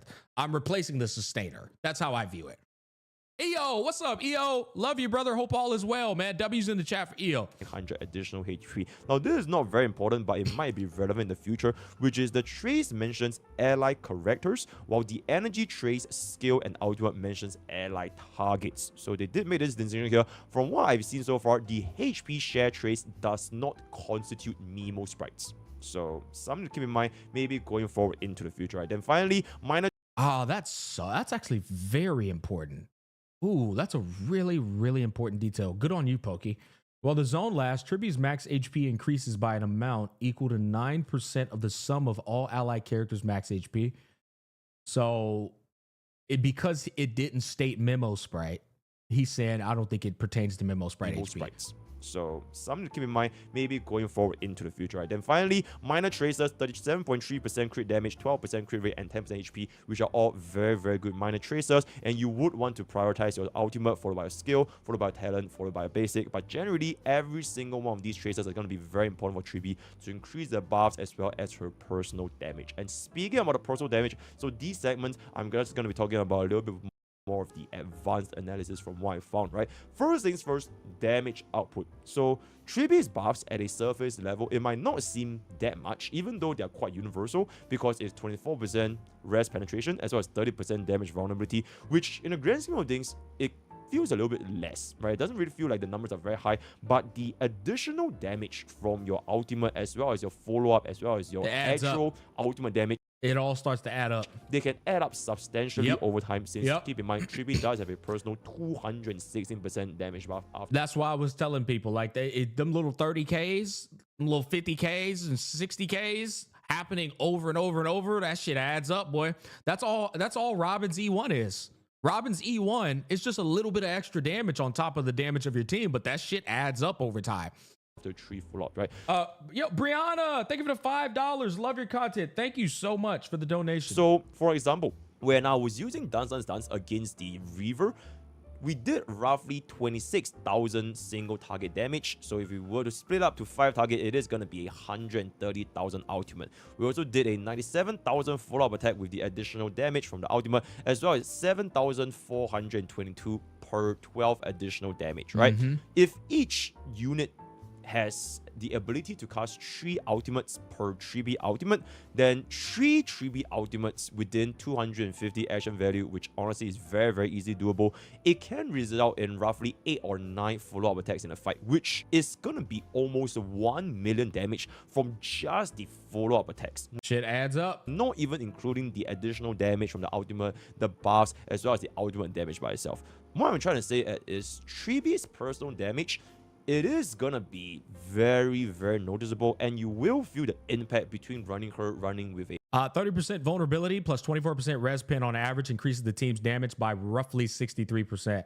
I summon, first of all, welcome to the chat, brother, is a theory crafter who's been theory crafting in the community for a long time, so I can vouch for what he just said there. A DPS build, or if you want to run with the 4-piece ego build later on, I'll be discussing, right? Note that this is, however, for 5 targets. So for 1 target, you just essentially divide it by 5, which is roughly 200,000. So for example, in the Facial team, Tribbie was still able to output a pretty decent amount of damage to allow us to get a 2-cycle clear against a non-AoE environment, right? So bro, I fucking mopped this dude up with Facial.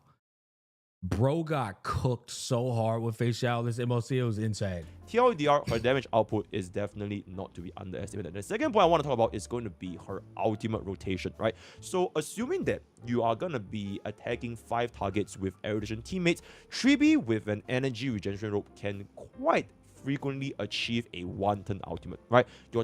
Okay, so he's advocating the ER rope too. I can't wait till I get to play with this character, because I feel like she's gonna get her ult up just by getting hit.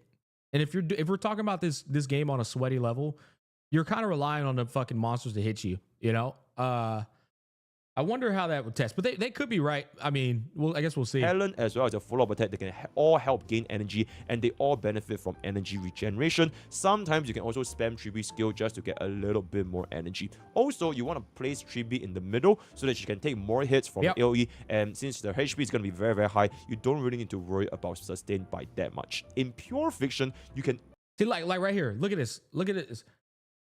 This is already overkill. Just pure example, just off what he has on the screen. This right here with the ER, it's overkill.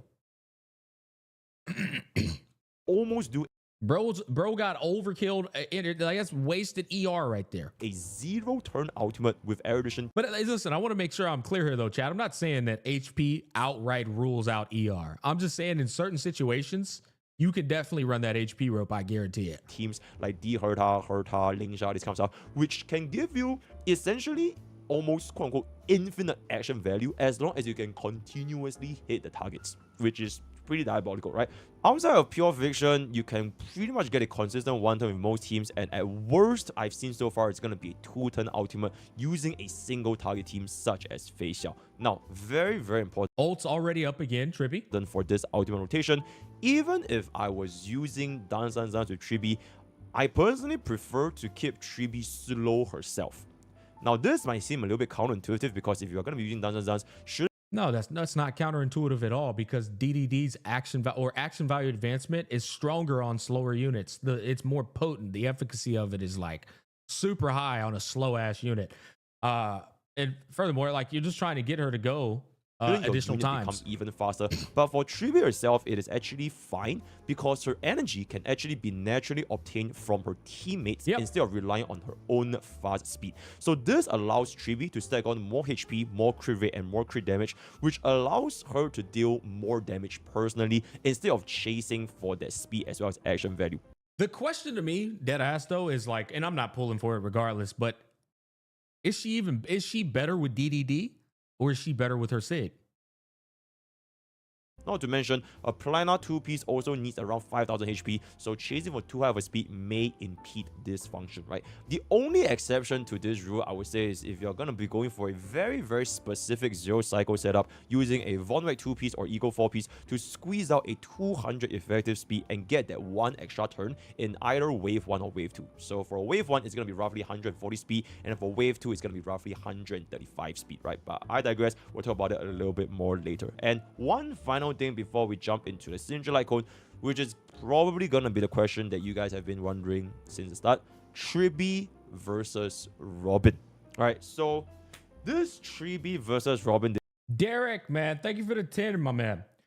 You say you don't see the future, but all the characters you strongly recommend when they were kind of overlooked, from Huahua to Topaz to Zhao Shou, haven't let me down yet. What I'm trying to say is you can't call these things because the house can design a character out of thin air that makes the characters we recommend it become obsolete. Debate. First of all, I took a substantial But I mean, amount of time trying to test out I made predictions, right? But I can't predict. That's what I mean by I can't predict the all future. the different comps, namely Akron, Facial, D Herta as well as Aglaia, between Tribbie as well as Robin. And I'm still not done fully testing because, you know, I only have this much time. I can't test like so many different comps, right? So we will be doing more testings in the future, but let's just address from some of the pointers that I've gathered from the past couple of days, right? So as of the environment that I have tested Tribbie in, Tribbie's power is going to be largely dependent on the environment more so than the team comp. So I've tried it, like I mentioned, the previous 4 team comps just now, and I would most likely be making a separate video to show the full runs of these teams against their Memory of Chaos with their respective results. Every single one of these will be done at an E0, S0, Tribbie, and Robin, I'm probably going to be using her with the Bronya signature icon. So for Robin, she is going to be less dependent on enemies compared to Tribbie, and Robin's main issue is her ultimate uptime at E0, S0 baseline, right? But Robin's team... I hope he addresses how Robin doesn't synergize with the HP scaling units that well, because of her attack buff is completely fucking worthless. Whereas Tribbie is not only going to be able to be fit on pretty much any team Robin fits on, she also fits on the HP scaling teams as well. Whereas Robin, not as good. That attack percent buff does fuck all. Teammates are able to alleviate this with either follow-up attack frequencies. Like my blade is so pathetic with fucking Robin. It's like it just doesn't really fit. It's like I guess same thing with the dot comps.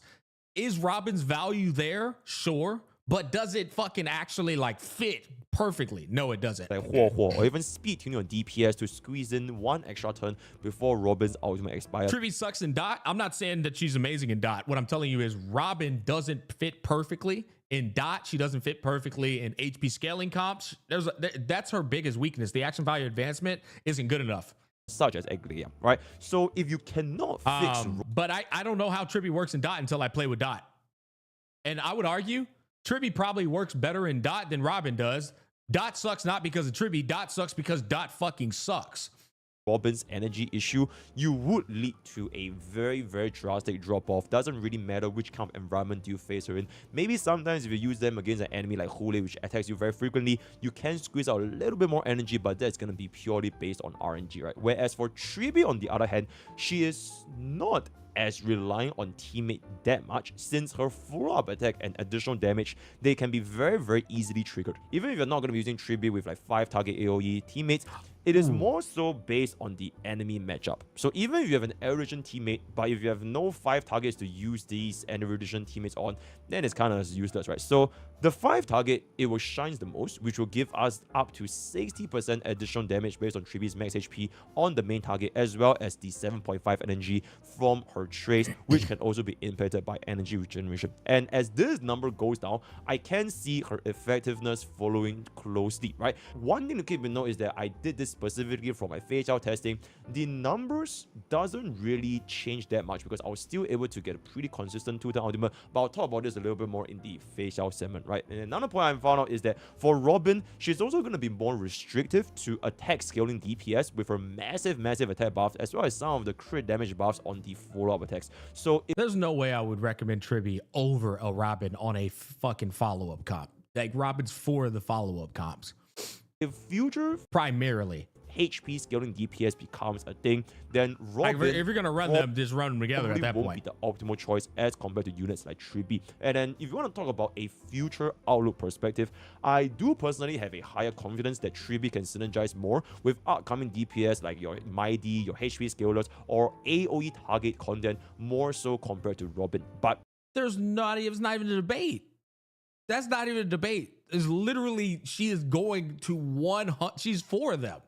That's not even a debate. Like, I don't even know why we're even trying to make it seem like, oh, maybe it's not even a debate. at the current value from all the team comps that I've seen so far, and naming the popular team comps, they both are very similar, with Tribbie shining a little bit more in the current endgame content as well as the potential future endgame content, which we do know they are going to be tailoring towards these kind of like summons, Mimo sprites, as well as erudition based content, right? So in summary, if you are a player that started on version 3.0, such as my brand new free-to-play account, then Tribbie will hold substantially higher value for you, especially if you put for a V3 DPS like Herta or even Aglaia.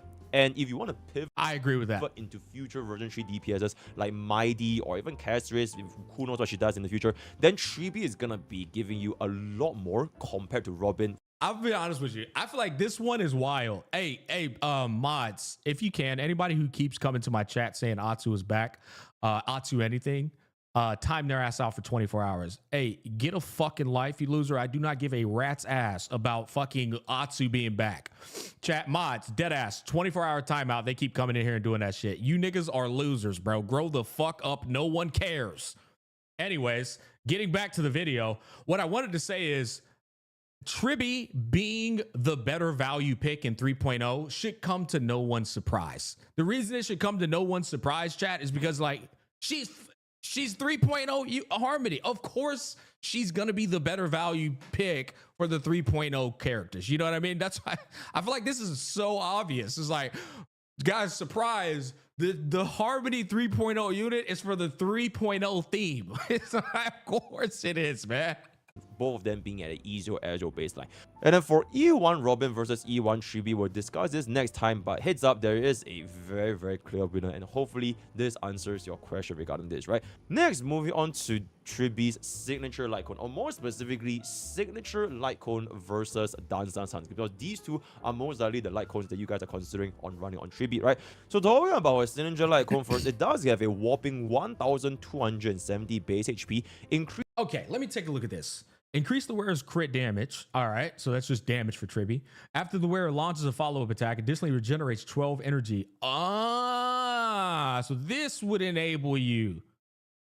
This would enable you to rock the HP rope. For sure.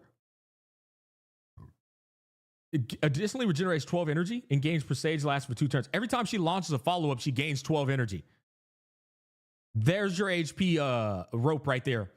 While the wearer has presage, all allies target crit damage increases by 96% or 48%. I'm sorry. When entering battle, the wearer regenerates 21 energy. She regenerates more energy again? So the question is, and you guys could look to all the theory crafters here, is that going to outshine the action value advancement of DDD? Which, honestly, I know this looks insane, but it is debatable. It is debatable. I think in some situations, obviously, that's going to be better. But in a number of situations, you'd be surprised what DDD could do. And more importantly, chat, what DDD could do for the cost of $0 versus spending all this money on this signature light con. Increase wearer's crit damage by 36% and 12 energy for each follow-up with the presage buff for 2 turns, which buffs all ally crit damage by 48%, as well as giving her 21 energy when entering battle, right? So this is a pretty good light cone to maintain a very high ultimate uptime. I wouldn't say S5 DDD is exactly free. over time it will be. Even if the 1.5 energy trace cannot be fully I feel like this light cone will be busted for follow-up attacks and E1 havers more than DDD, but that's just a feeling from experiencing it. You can't get higher than a zero cost anyway. Yeah, I agree. I agree. I see the value 1,000,000,000%. The damage increase on herself, the damage increase on your party, and then actually it's even more damage increase than you realize because then you can rock an HP rope as well and still get the same shit. Oh, I'm pretty sure it's crazy.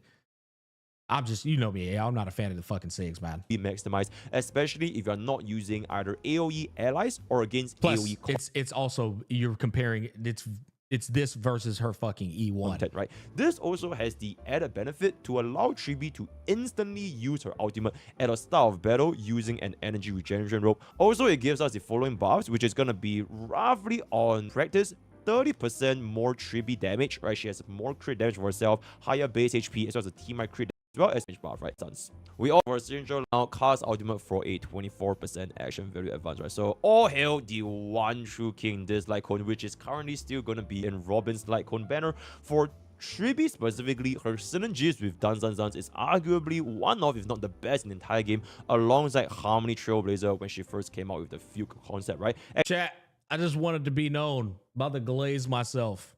I called this light cone being broken dead ass almost frame one.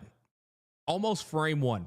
I was like, this got to be the most broken light cone I've ever. There is a video on my channel. If you go down into the archives and dig deep enough, there's a video on my channel of me talking about this damn light cone. I'm pretty sure before any motherfucking body on planet Earth talked about it. Except this is not really tied with break, but more I'm not exaggerating at all. Based on the ultimate I think I even remember people telling me that I was gassing it because they just didn't understand the fucking power of action value advancement. They were like, you're gassing the light cone, it's not that good.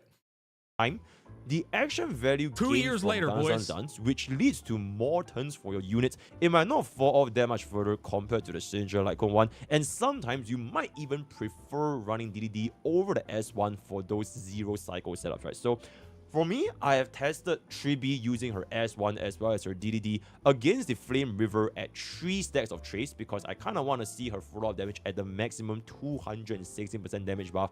For River, he does have this mechanic which is kind of annoying, that he generates these stacks of armor which will die if you were to kill the mobs. But if I were to not test it against River and only test it on wave 1, then the damage percentage doesn't have enough time to ramp up to 200. Not only that, this light cone is also fucking insane in Pure Fiction.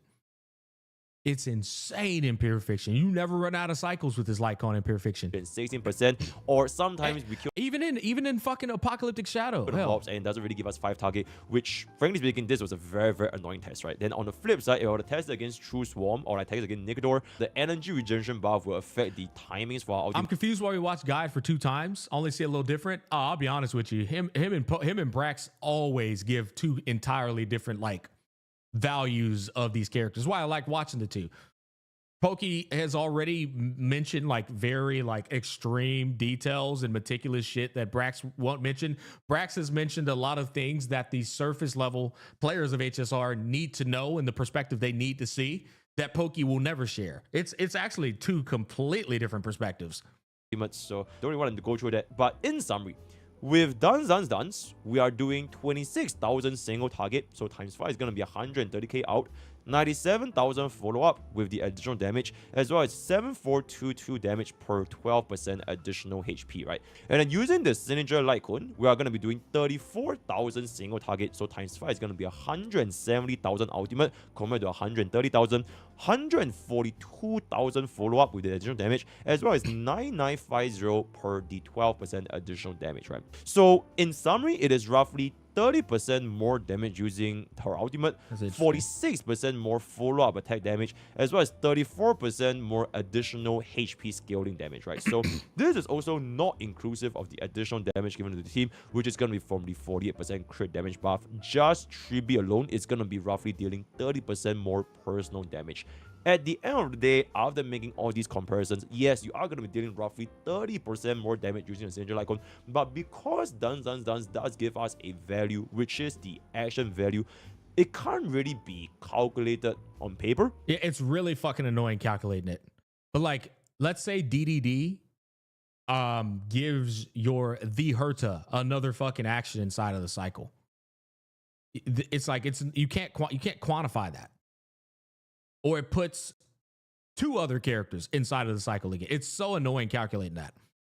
It really just depends if the player can make use of That damage that you're gonna do can completely over fucking shadow whatever her signature light cone does. It can, but then in certain situations, it can't. the speed tuning and see if a player can clear the endgame content one cycle fast. DDD is better overall team. At the end of the value. day, these are the findings, and I'll leave it up to you guys to decide if you guys are going to be pulling for her as well. And if you do not have these, then the coggers with the 3-star light cone is also by anybody talking about no cogs? red That's shit off my sphere screen. as well as energy regeneration rope. That is pretty much it. For the subset, it's going to be crit ratio as well as energy regeneration rope. That is pretty much it. For the subset, it's going to be crit ratio over HP percentage. So speed tuning, like I mentioned just now, even when we are using Dance, I still want to keep Tribbie at a low speed, right? So crit damage is going to be more likely because we are going to be running the 4-piece poet, and HP percent will be exclusively better than quantum damage because, like I mentioned, Tribbie does have a whopping 216% damage buff from her trace, so always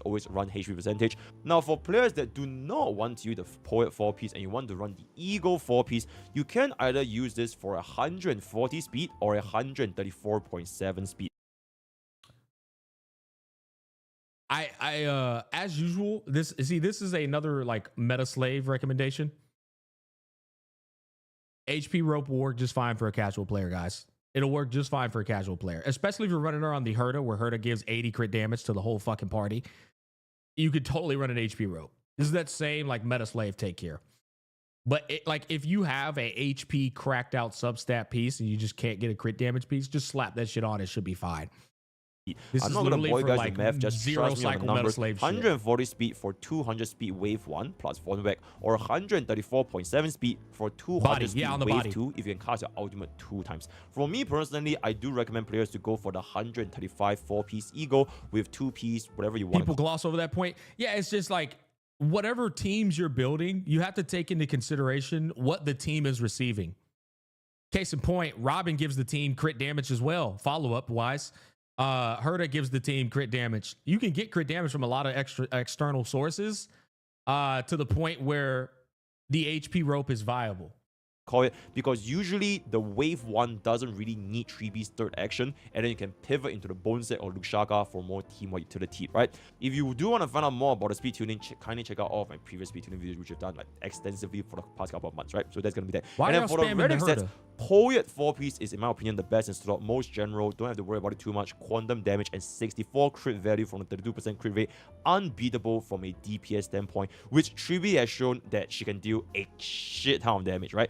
The giveaway, oh my god, guys, that giveaway is so fucking old. There's no giveaway. I should have turned that off. Competition with this is going to be the 4-piece ego, which is going to be usable in a high speed for specific setups like 0 cycles, but even so, Poet 4-piece can still work with Dance. It is much easier to manage the This potential is another set that's just fucking bonkers, bro. ultimate downtime, because if your Tribbie is too fast, it might do a scenario where your ultimate didn't charge up fast enough and you're going to be losing the buffs you are getting from the ultimate, which is going to be a huge down point, right? So for example, if your allies get crowd control, then she can't really cast the ultimate, right? I never grind that. Fuck that set, bro. I'm not grinding that stupid ass set. I did a little bit of a testing as well. Between the Poet and Ego, the Poet 4-piece dealt roughly 120k per ultimate versus 5 targets, while the Ego 4-piece only did 4 specific is gonna be the best in slot, 12% what are max we even HP talking about here? 28% crit Relics? damage and 5 Okay, I and lost. Honkai Stereo ever since E1 Robin across all supports DPS that has been dealt the additional damage by the zone.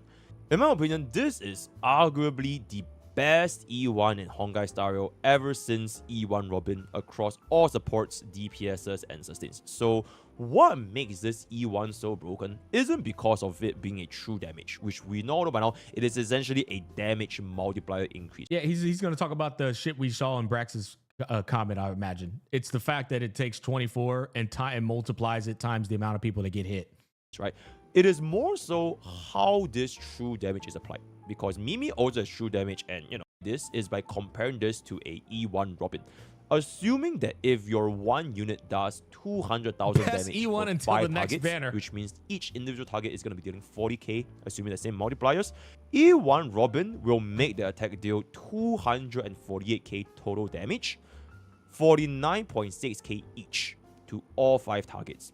Whereas for Tribbie, it will make the main target receive 48k additional damage to the highest HP on top of the original damage, while the mobs receive none of the additional damage. So for both E1 Robin and E1 Tribbie, it is gonna be a 20. Okay, hold on. What was he talking about here? Base damage, 200k, 5 targets. That's going to be 40k each target. With E1 Robin, that's going to be 248k. Yeah, makes sense. With Tribbie, it's going to be this fucking line out the way, bro. E1 Tribbie, 248k over 40k plus 48k to the highest HP target. Yeah, that's significant. That's insane, actually. 24% either rest on true damage, which rest band in a vacuum is also a 24% multiplier buff.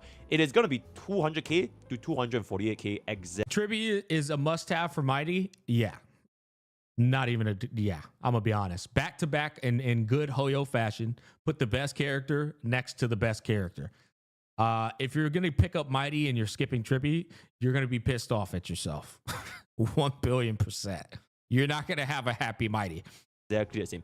But for Tribbie, the main target will receive 88k, whereas for Robin, the main target will only receive 49.6k. I'm skipping the fuck out of Mighty, bro. His kid looked into, lame as shit for me. Tribbie's ultimate smart Yo, targeting, Diddy the Reaper, thank you for the Prime sub. is that this allows us to kill the main target a lot faster compared to buffs like Rest Pen, which is applied to all attacks to all targets. This means that all of these additional damage, they wouldn't be wasted on your mobs, which they are most likely still going to be dying anyways, especially if you're going to be doing AoE based attack, right? So this is also only for a single instance of additional damage. So should you skip Tribbie if you want S1 Castris? No, because Tribbie is Castris' best in slot. You should not skip Tribbie. I'm gonna just be honest with you. This is not a character that anyone should skip, to be honest, unless it requires you spending money. I don't think anybody should be giving HSR money either right now until these fuckers show us that they put effort into their game. your DPS can hit a target multiple times very frequently, then you can see how easily this adds up and quickly EO said it best. Tribbie is basically don't skip if you want any DPS from 3.0. That is genuinely the best way to put it. That's the best way to put it. Tribbie is the Robin of 3.0, chat. Okay, it's that simple. tremendous damage to the main target. Worst come to worst, if it's just gonna be against a single target, it is still gonna be a 24% true damage increase, which, like I mentioned, is a multiplier increase, which will have zero diminishing. Even if you have Sunday for Castris, so Sunday for Castris can function, right? Sure, but here's the thing: Tribbie gets better with the more HP scaling that is on your team. Castris scales with HP. Tribbie also gives buffs that will affect HP scaling characters, whereas other characters are going to give buffs that aren't as good for those HP scaling characters. Does that make sense? The all-type res pin and the vulnerable multiplicative shit, that affects HP characters beautifully. So she's just hurt, bro. I don't know what to tell you. She's hurt. And this E1 is universal to all teams, so it affects all damage sources, right? And to put it bluntly, in my opinion, this is the best E1 in HSR. One thing Sunday is better. Oh yeah, bro. You played with Castris already with Sunday and Tribbie. Oh yeah, Sunday's better. You know that for a fact, huh? Shut the fuck up, buddy. Okay, with all due respect. to note is that this E1, even though it applies to all sources, it doesn't apply to DOT's trigger, right? Not rather the trigger during the enemy's turn. This true damage would not be applied. It will only apply when your ally attacks the enemy. I'll talk about that in the team comp session, but just keep that in mind. And then at this point, between E1 or Signature Light Cone, me personally, I don't think there's too much of a contest because Signature Light Cone has such a close competition with essentially a 4-star Light Cone. I would always choose E1 over the Signature Light Cone. But isn't that the same for Tribbie and Castris? You haven't played them either. I knew there was going to be I shit you not. I was waiting on a moron to say that exact thing. Here's the difference between me and that guy. I didn't say that Tribbie is going to be better. I'm explaining to you how Tribbie is necessary for Castris. There's like, bro. Oh man, dude. I'm supposed to be nice. That's right. I'm supposed to be trying to be nice. That. I talk to him like a toddler. You don't want to skip Tribbie if you're planning on pulling Castris. You don't want to skip Tribbie if you're planning on pulling Castris. Do you want me to say that for you one more time? You don't want to skip Tribbie if you're planning on pulling Castris. I didn't bring up Sunday. That guy did. That being said, if you do want to consider getting the sick, especially if you do not have DDD, it does provide substantial damage numbers, especially for Tribbie herself. The question is just whether or not these additional damage, can they outvalue the action value gained from Dance Dance Dance? I'll be honest, I've completely lost the plot. Poke's kind of just been waffling in the back. Really measure on paper, like I mentioned, right? So if you can get a cycle faster with more action value from Dance Dance Dance by lowering your Tribbie damage, bring back Mow the Lawn Smack, then DDD is gonna be better than S1. For me personally, I don't really want to go through the whole mental gymnastics. Do I need this S1? Do I need the DDD? I'll just keep it this, right? I will go for E1 first, followed by the E2. Why are you supposed to be nice? Fuck the angel on his shoulder, choose darkness. Listen, man, I'm trying to turn over a new leaf here, guys. Then I'll think about the S1, followed by E4, followed by E6. And speaking... I'll be honest, though. I will say this. This is completely opposite from the video. If you keep getting asked dumbass questions over the course of like 5-hour stream, you're eventually going to retort with sarcasm or asshole responses, right? It's like it's chip damage, right? It's like, okay, that was a dumb question. That's fine. That was chip damage though. It's like it did a little damage to your meter. You know what I mean? It's like chip damage. All right, bet. And then like the stream goes on. We continue going. Another dumb question happens. All right, boom, chip damage. That's fine, whatever. Then 37 more dumb questions get asked over the next 4 or 5 hours. If somebody eventually goes, meter filled up, I'm going to give a dick response. And then some fucking pussy in chat goes, you didn't have to respond that way, man. That's a moron who doesn't understand the realistic point of view of a human.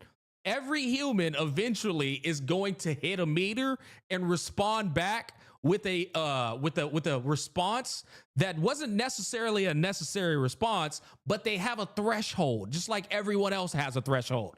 You know what I mean? It's a counter at one point, but you always get some virtue signaling moron on the internet who goes, hey man, you know what? That wasn't very professional. That was very immature of you. It's like, oh, so you live a perfect life is what you're saying. What you're saying is you always give the right answer at all different times, at every single day, 24/7 around the clock. You've never once slipped up and lost your temperament. You've never once slipped up and said some mean shit. It's fucking cringe. Like, bro, shut up. All right, the Idol, thank you for $10, man. I appreciate that. What about Castris, Mighty, and Tribbie? Okay, so I think I'm gonna make a video about that. Idol. Thank you for the $10. The video, in short, TLDR, is gonna be, if you're somebody who's trying to spend your resources wisely in Honkai Star Rail, the best play you should have made was to secure Herta. Because if you secured Herta, then you could secure Tribbie and say fuck Mighty and fuck Castris. But if you didn't pick up Herta and you want a Castris, well, now you have to secure Tribbie, Mighty, and Castris. It's the more expensive and foolish route to go based on resources that you have on your account. The smartest route would have been pick up the Herta. Now I can skip Aglaya. Pick up Tribbie. Now I can skip Mighty and Castris. You see how much better your resource acquisition is in that scenario versus skip Herta, skip Aglaya, pick up Tribbie, pick up Mighty, pick up Castris, back to back to back to back. It's like you're fucked, But the Herta situation is spread out beautiful in a way where you go Herta, skip Aglaya, pick Tribbie, skip Castris, skip Mighty, pick Anaxa, whatever the hell his name is. That's like such a beautiful scenario. It's the best free-to-play scenario, is what I would say. Stupid and greedy. Yeah, the stupid and greedy route, I guess, would be the Casterus Mighty Tribbie lineup, right? Going for that is absolutely setting yourself up for failure, bro. Because you're going to lose one of them 50-50s unless you are just Bob. Bob's not going to lose the 50-50. Bob's going to win Tribbie, Casterus, and Mighty, not lose a single one, bro. In fact, he's going to get early pity on one of them, too. About the E2, this is pretty interesting. But never forget, chat, stupid and greedy is a meme. You are not stupid and greedy. The company is greedy for putting Tribbie, Mighty, and Casterus all in the same fucking spots. Never forget that. So it increases your damage from 12% max HP to 14.4%, right? It increases the damage by 120% of the original, as well as one additional instance. So instead of 5 procs against 5 targets, it will be 6 procs against 5 targets. And who knows in the future if there's even more procs, this can even scale up even higher, right? So it goes from regular 60% 5 targets to a 86.4% against the main target, which is going to be a roughly 26.4% final damage increase for every single one of this additional damage. So the more you can trigger this additional damage from Tribbie, which is going to be your AoE content as well as your AoE teammate, the more impactful this item is going to become, right? So that's going to be the E2. And then for the E4, in a vacuum, it is... I just realized y'all let me listen. I wondered why I wasn't tapping in. I was like, what the fuck is Pokke yapping about over here, bro? There's no way he's doing... Bro's talking about Eidolons. What the fuck, man? Get out of here. Have, namely Facial, Akron, Herta, Aglia, DOT, as well as Super Break. All of these testings, they were done in E0, S0, and I will not break down every single team in detail, or this will be like a 1.5 hour video, which is like just way too much, and I know y'all don't have the attention span, so I will only be bringing up bro. Why are you trying to cook me like that? You right, I ain't got the attention span. You right. Most important points in the following. Out of these 6 teams, the 2 teams that I would say are the least synergistic are going to be Super Break as well as DOT for the following reason. Even though Super Break and DOT, they can gain the benefits from Res Pen as well as vulnerability, I wouldn't say they are that synergistic because we are always talking about opportunity cost, right? Who is Tribbie going to be replacing in these old teams? For DOT, like I mentioned from the E1, any... the Idol, thank you for the $5. I got Aglia and Herta. I was getting the other 3 also. I don't recommend that. Hits from a unit's abilities, I like don't recommend Kafka that. or Black Swan skill and ultimate, they can trigger Tribbie's additional damage, especially for Kafka and Black Swan's ultimate, which are going to be considered as 5 targets. However, for both Kafka and Black Swan, their skills are stuck at 3 targeting, and sometimes Black Swan needs to use a basic attack, which will only be 1 target, which is going to be a lot lesser compared to our other erudition-based units, right? Worst of all, the DOT during the enemy's turn, they will not have any additional damage getting triggered aside from the original Res Pen as well as vulnerability. So as of this current moment, with that established, Robin, in my opinion, is still going to be DOT's best in-stock support at this. He said in his opinion, and honestly, what he stated, I think it's fair for him to have that opinion. That's not even a bad opinion, but it is a opinion. Current point of time. And then for your break team, Tribbie's competition is essentially just going to be run completely fair, because Fuchs Exo Toughness plus Super Break 2-in-1 is going to be offering way too much value. At a E0 S0 perspective, Tribbie is not going to be stronger than Runmate, but at a E1 S0 versus a E1 S0 or even E1 S1 Runmate, at that point on, I could foresee Tribbie perform the same, if not maybe might be better than Cap.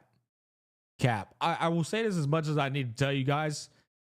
The weakness break efficiency inside of Ron May's regular kit on top of delay so that you can do more breaks with your team. No fucking shot. Not even close. The break efficiency and the delay and labeling your team to break more, it's just too fucking good for Super Break. It's just too good for Super Break. I'm telling you, this shit is insanely good. E1 S1 Runmate, assuming that the enemies are on the right element as well as the fact that they do have quantum weakness. The only person that gives Ron May a run for her money, and actually is better than Ron May, is E1 Fugue. E1 Fugue is fucking insane for a Super Break. No doubt about it. Even if they don't have content winners, Field can also give Tribbie the buff so that she can still slowly shave off the toughness bar while being off element. The main thing is because Tribbie herself, because she attacks so Why not both? Well, I mean, that's a so. Oh my God, bro, brother man. Of course, why not both? I didn't say not both. God damn it, man. I didn't say why not both. I'm just saying there's one person. There's just one person. so frequently and there's a lot of personal damage, she can help us shave the toughness bar faster than what Bro it is answering appears to the be dumbest comments. compared- So look, Fez, hear me out, buddy. I treat my chat as equally as I can treat a chat. I don't believe in this whole like ignore these other guys. I see comments and I read them. If you want me to, you know what I can start doing? I can only start reading the people I know have been here since day one. Doom Saga is one of them. I can easily start doing favoritism in the chat if that's what y'all like. I could just straight up only read the people that I know have always been here and then ignore everyone else. But I'm actually a very fucking fair guy and I read whoever the fuck says shit over here when I want to. to like Rame's 50% witness rate efficiency. Not to mention the E1's true damage. It is also applied to super rate. Nove K, I did not see your $20 donation. I am so sorry, man. Thank you for the $20, man. If you left the YouTube chat already, I sincerely apologize. I didn't see that, bro. Thank you. Just pulling up to show some love. Have a good day, chat. Have a good day, gang. That's the kind of message that seems like bro dipped off already. Fuck me. On top of all of the buffs that Tribbie has to offer, right? For this team con specifically, I will wait for the live server to test out myself, so stay tuned for that, right? So now let's just jump into the 4 other teams that I think Tribbie does have pretty decent value in. And the first of all being, in my opinion, the best in slot as of this current point of time, D Herta, right? Absolute best in slot. I would say if you're a D Herta main, you pull for D Herta, you want to invest in D Herta, Tribbie is, I don't really want to say must pull, extremely recommended to pull because I would say it is as valuable as Robin to Fei Xiao to a certain extent, right? And it might be even more so compared to Robin and Fei Xiao because at this point, like you guys see from private, right? Robin, Fei Xiao can still maybe try to manage a little bit even without Robin with like other units like your Sunday, etc. But I digress.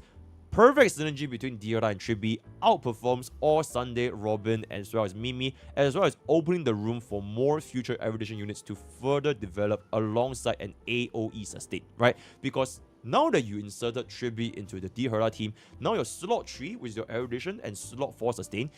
All right, I feel like bro's just kind of like saying the same stuff. Bro's kind of waffling. By the way, I think this is a great fucking video. It's just at this point, it's kind of just got to going over the same shit. To summarize everything up, Tribbie is a must. I think EO still said it best earlier. Tribbie is a must pull for anybody who's trying to pick up 3.0 DPS. Surprise, the latest Harmony unit is fucking broken for the latest characters that they're trying to drop. It's no surprise here. I mean, I don't know what else to tell y'all. Nobody expected that the latest Harmony unit was going to synergize with the latest DPS. Insane. Yeah. Okay, chat. We are officially fucking done with the early access portion of the stream. I'm going to go take a piss. And while I'm taking a piss, I'm going to decide whether I want to do the MOC or if I want to go into Wuthering Waves. Yeah. Still thinking about that part.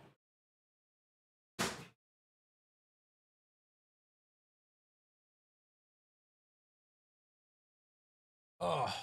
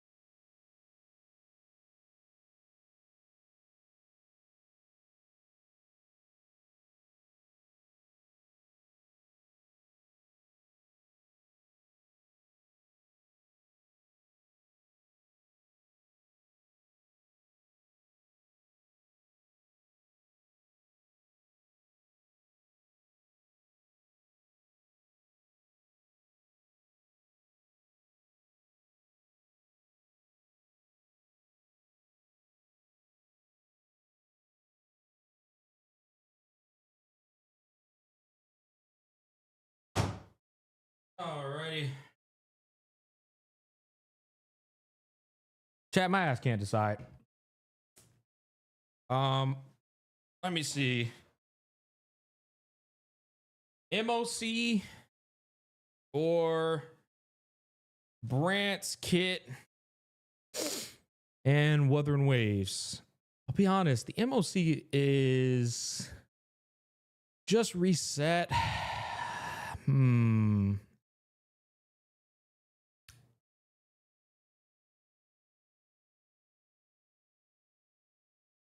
Leave MOC for 1 week later.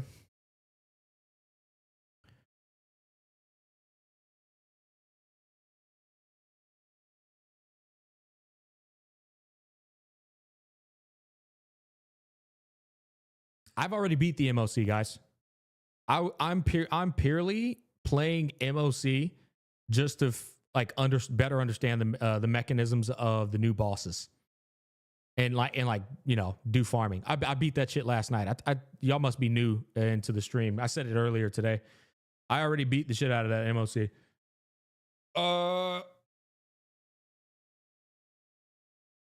I'll be honest. What I haven't done is the Wuthering Waves Endgame, which I'm planning to make content on all of that shit. So, you know what? Yeah, we're gonna do Wuthering Waves. We're doing Wuthering Waves, guys. All right, let's come over here. Blah, blah, blah, blah, blah.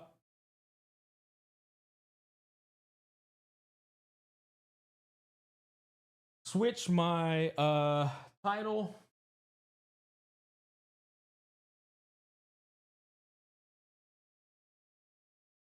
Wuthering Waves, boom. All right, looking good, looking good.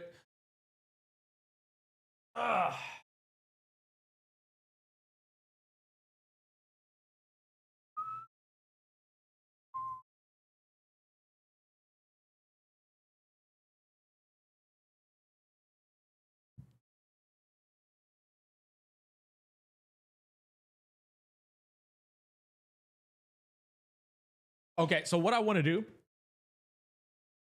is I want to take a look at Brant's kit to see what all the fuss is about. Pull this shit up. That was one of the big topics I wanted to talk about as well. What the fuck did I just do with my phone?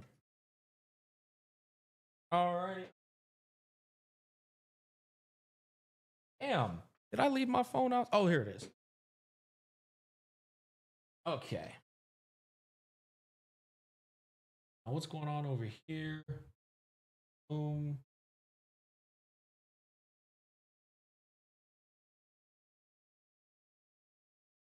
All right, excellent. Start. Does Shorekeeper need her weapon? Damn. Let me think about that for a second. Honestly, I think she does. But you just need ER on her, honestly. She's a really broken character. Let me look at her weapon real quick. Let me look at her weapon.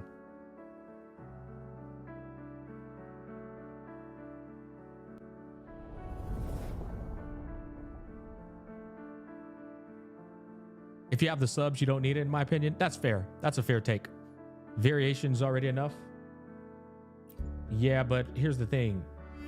What are you running on Verena if you have variation on your Shorekeeper? What are you running on your Verena if you have variation on Shorekeeper?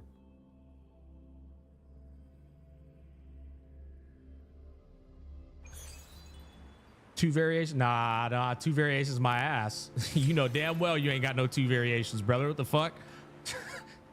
Chat lying their ass off, talking about some two variations. Y'all know damn well y'all ain't got no two variations, bro. I'm here to serve your will. All right, anyways, let me see this. See, I'm gonna give you the realistic question to the chatter who asked that question. You're gonna want her signature weapon just because of your variation is gonna be occupied by the Verena. And so this is not only gonna be usable on your Shorekeeper, but the variation will be on the fucking Verenas. I think you need this purely off of that. Yeah, this is a solid light cone, man. Or weapon, I mean. You can swap Mr. Smack. You can't swap in the fucking Whimpering Waves, right? Isn't that the? I mean, I haven't played it yet, but I'm pretty sure. Didn't they say you can't swap in Whimpering Waves? You can't. Yep, exactly. So there you have it, guys.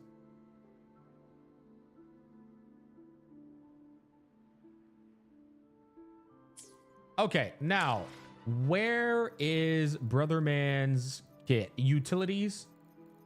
Where the fuck is gallery? Crossing stars. To which stage will life guide us next? There he is. Well, whatever it is, I'll play my role to the fullest. To which stage will life guide us next? You see where I'm at on this shit? If I click on anything, I'm in the way. Well, whatever it is, I'll Put play myself my right role here. to the fullest. Okay,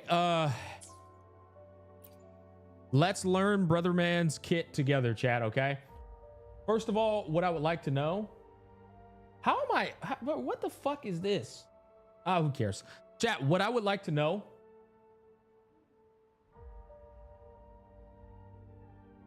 Jesus. Sorry, chat, hold on, ADHD moment here. What is the complaint about Brant? What is the controversy? Can chat, can y'all fill me in on this? Why are people upset about Brant's kit? 280 ER. That's how much his ult cost? He's harder to build. Must pull weapon and hard to build, they say. Mid-max the ER. He's hard to mid-max because of his ER requirement. So, okay. So it seems like chat is what I'm seeing here 100% is ER. Isn't viable unless at 280 ER. Okay, so my question to you guys, chat. My question to you. How do we know this when he's not even out yet? How do we know this?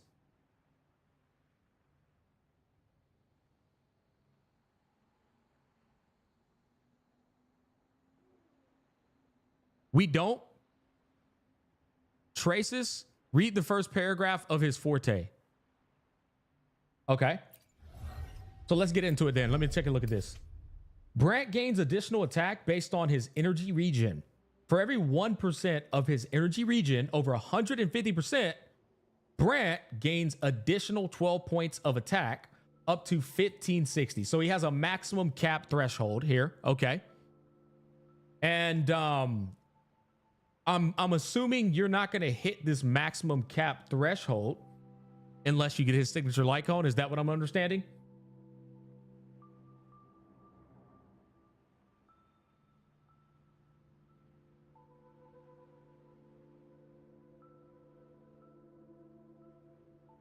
Yep, exactly. Okay. Now, my next question is, you can hit it without SIG, but it's hard. Okay, so my next question is,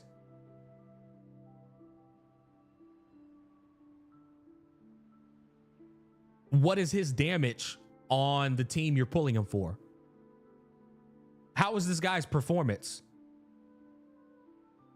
I think my biggest problem going into this situation off rip is everybody is freaking out about this guy, and we haven't even seen any like showcases. We haven't seen anything on him. We've seen literally like nothing. No one knows. That's what I'm saying. So like, how are we freaking out about this? We don't even know what he does. Like in terms of performance is what I'm talking about. He's not out yet. Exactly. That's my point. See his forte multiplier. It's 650% on level 1. Yeah, I holy fuck. No, it's more than that. It's 24 times 2, which is 48, plus another 48, plus 95 times 2. So we're at 95 plus pretty much 95. We're at almost 200. No, it's way more than that. It's almost 900%. It's at 900% damn near at level 1. Okay, so chat.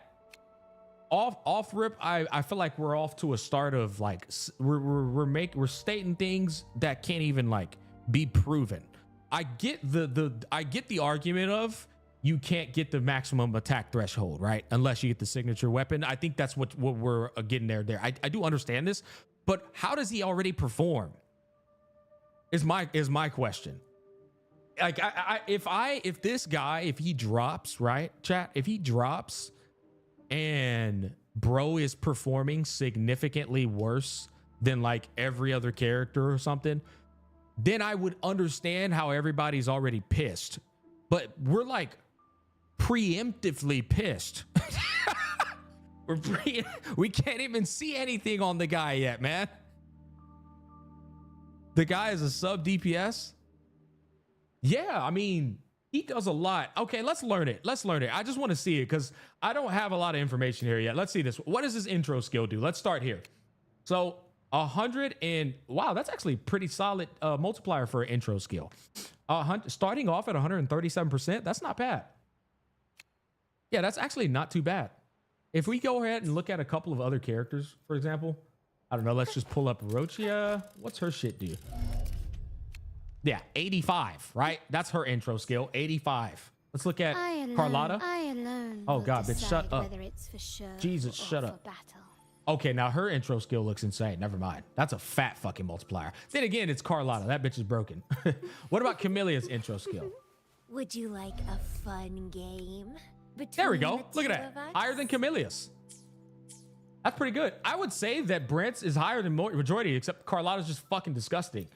What about Phoebe? Today will be a fine day. 100%. So Brant has a higher skill multiplier intro-wise, which it's not anything like insane, but I just thought that was pretty cool. If we go over here, okay, 100% too. Yeah, Brant's intro skill is already like better than everybody else's just on a multiplier basis. That's not bad. Okay, outro skill. Amplify. I'll play my role to the fullest. Oh God, Wuthering Waves, bro. Wuthering Waves, ladies and gentlemen. Amplify the incoming Resonator's fusion damage by 20% and resonant skill damage by 25% for 14 seconds until the Resonator switched out. We're gonna amplify, guys, all right?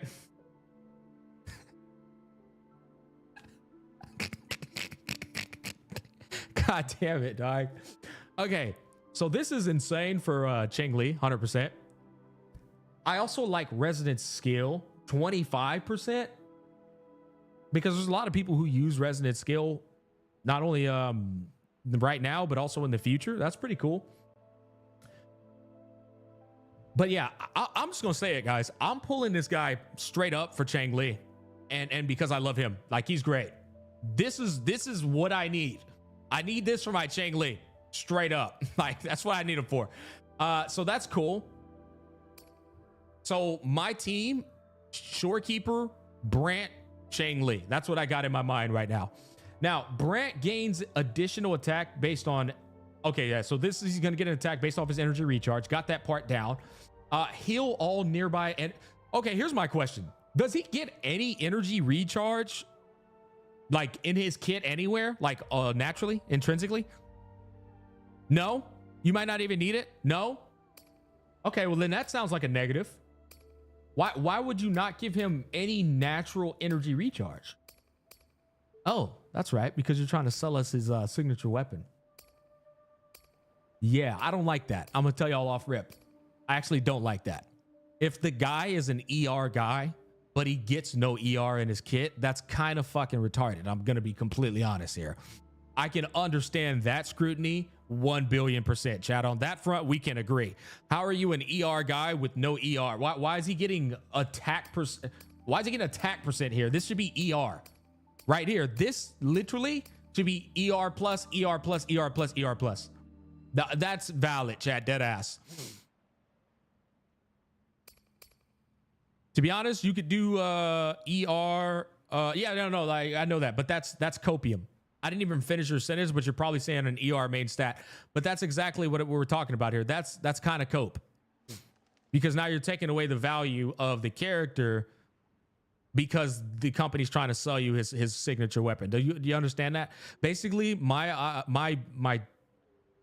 my perspective on these things is whenever a company, Gacha company in particular, is trying to sell you inside of already selling you a character, it's the battle pass inside of the battle pass situation. Okay.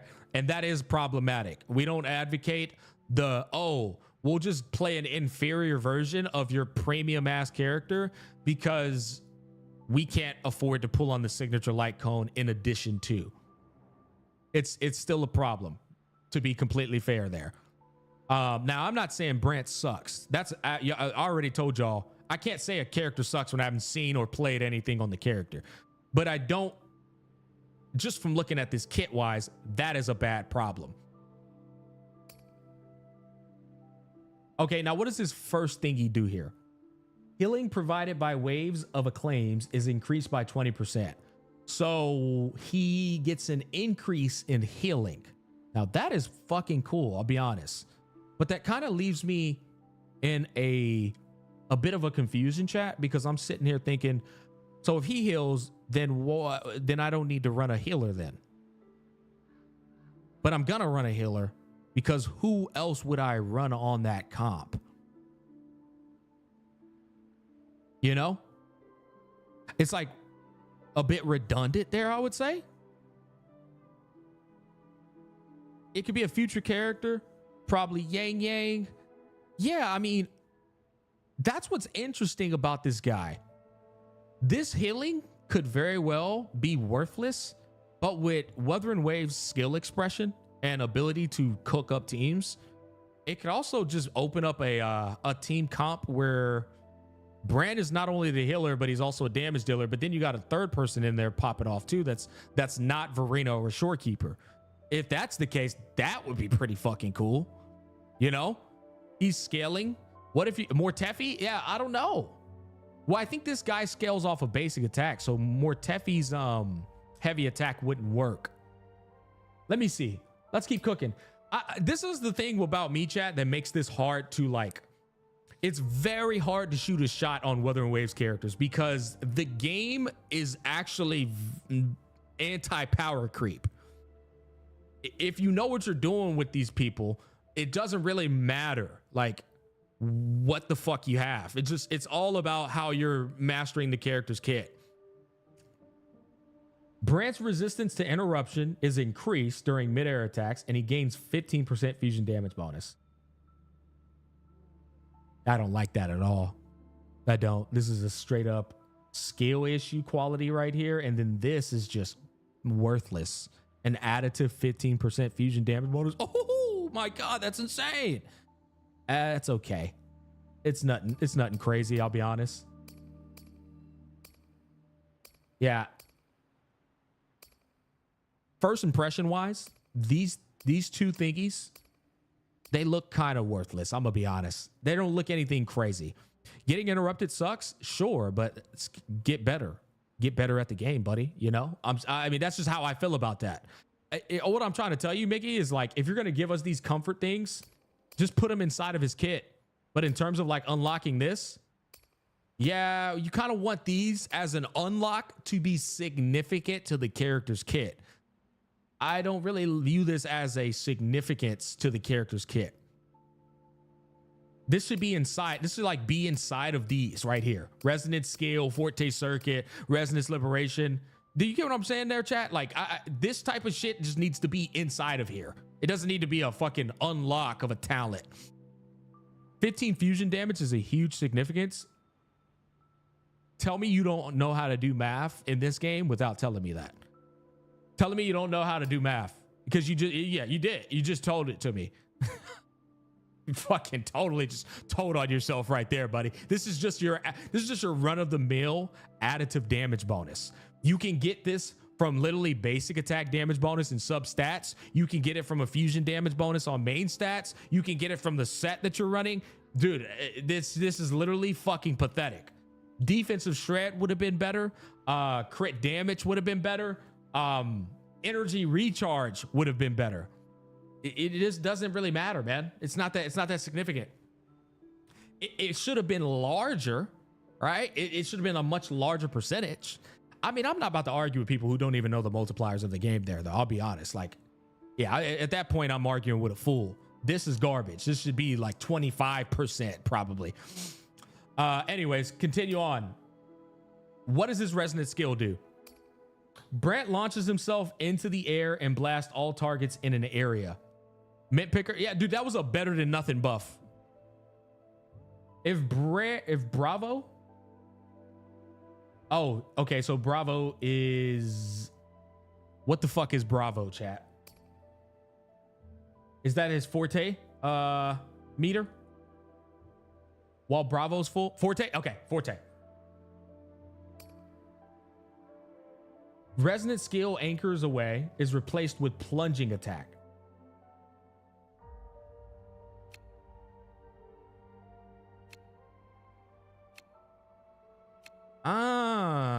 Bro has a plunging attack, eh?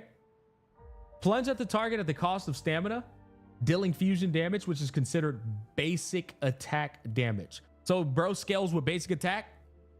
So rip Mortefi if you wanted to do the Mortefi comp then. Because Mortefi's heavy attack damage does nothing with him. Sanwa, yeah, Sanwa can help him for sure. You know what I don't like about Wuthering Waves though? I don't like this part here, man. I fucking hate this, dude. It fucks up the quick swap synergies because Sanwa works with him, right? But if you were to quick swap over to Chang Li while cooking with Brant, then rip your Sanwa multiplicative buff. It's gone.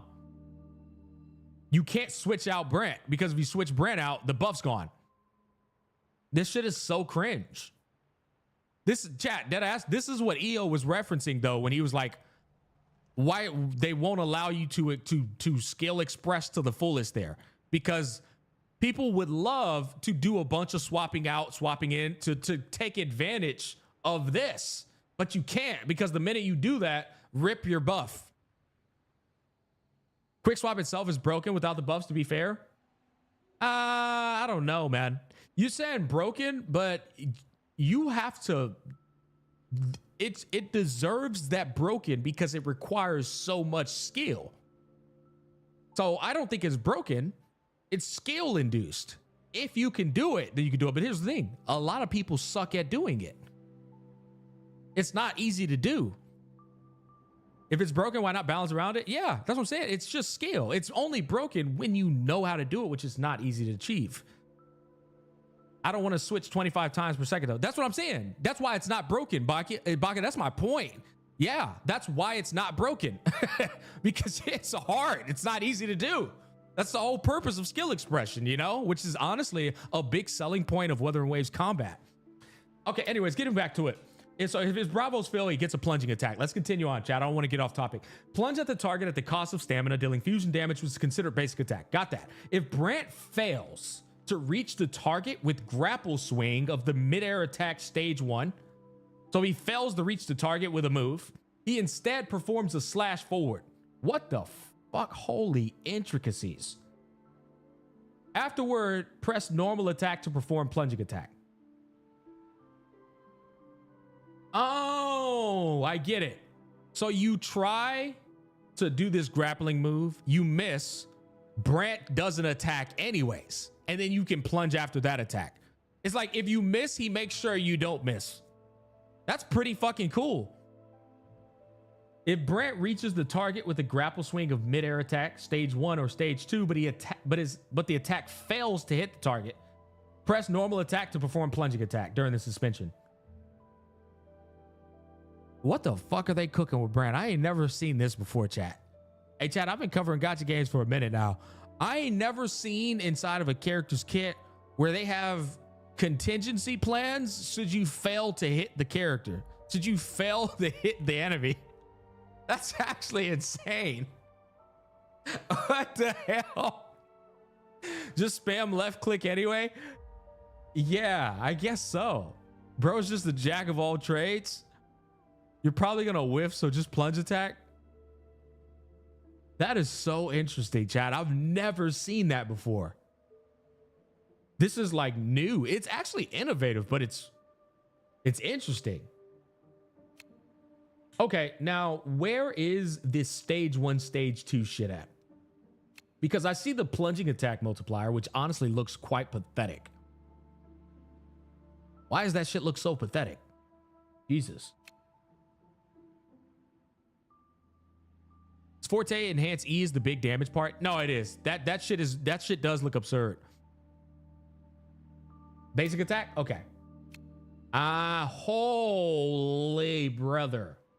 What is going on over here? Stage 1, stage 2, stage 3, stage 4. Heavy attack, heavy attack. Mid-air attack, stage 1. Mid-air attack, stage 1 charged attack. Mid-air attack, stage 1 flip. Mid-air attack, stage 1 slap. Bro, what? We got 1, 2, 3, 4 stage 1 attacks.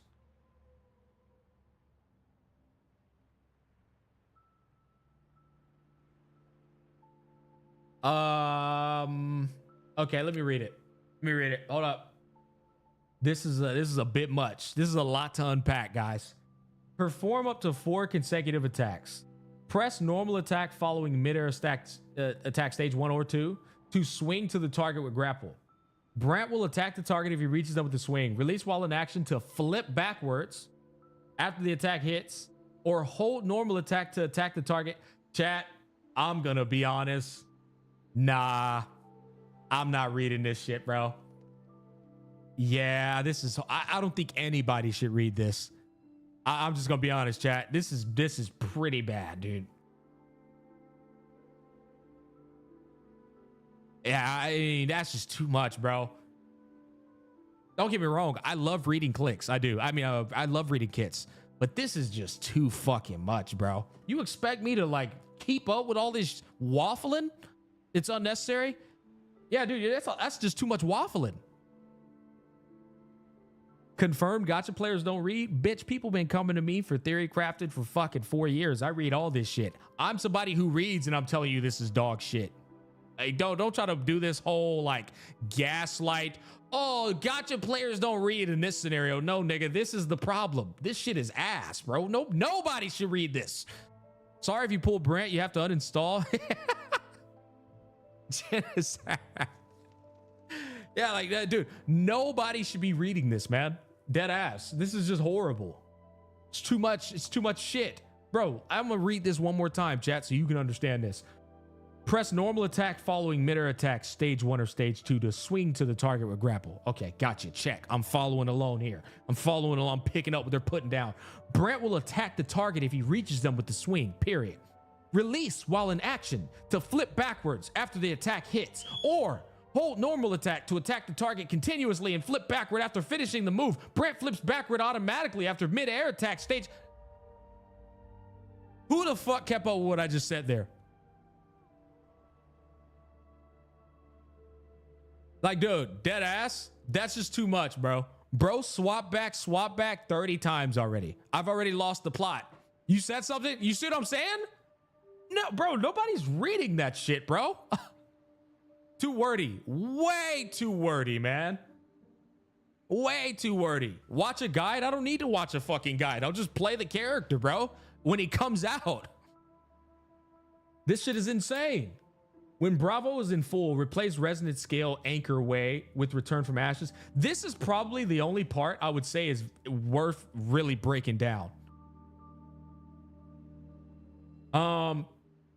When Bravo's full, replace resonant scale anchor away with return from ashes. And that's this shit. Okay.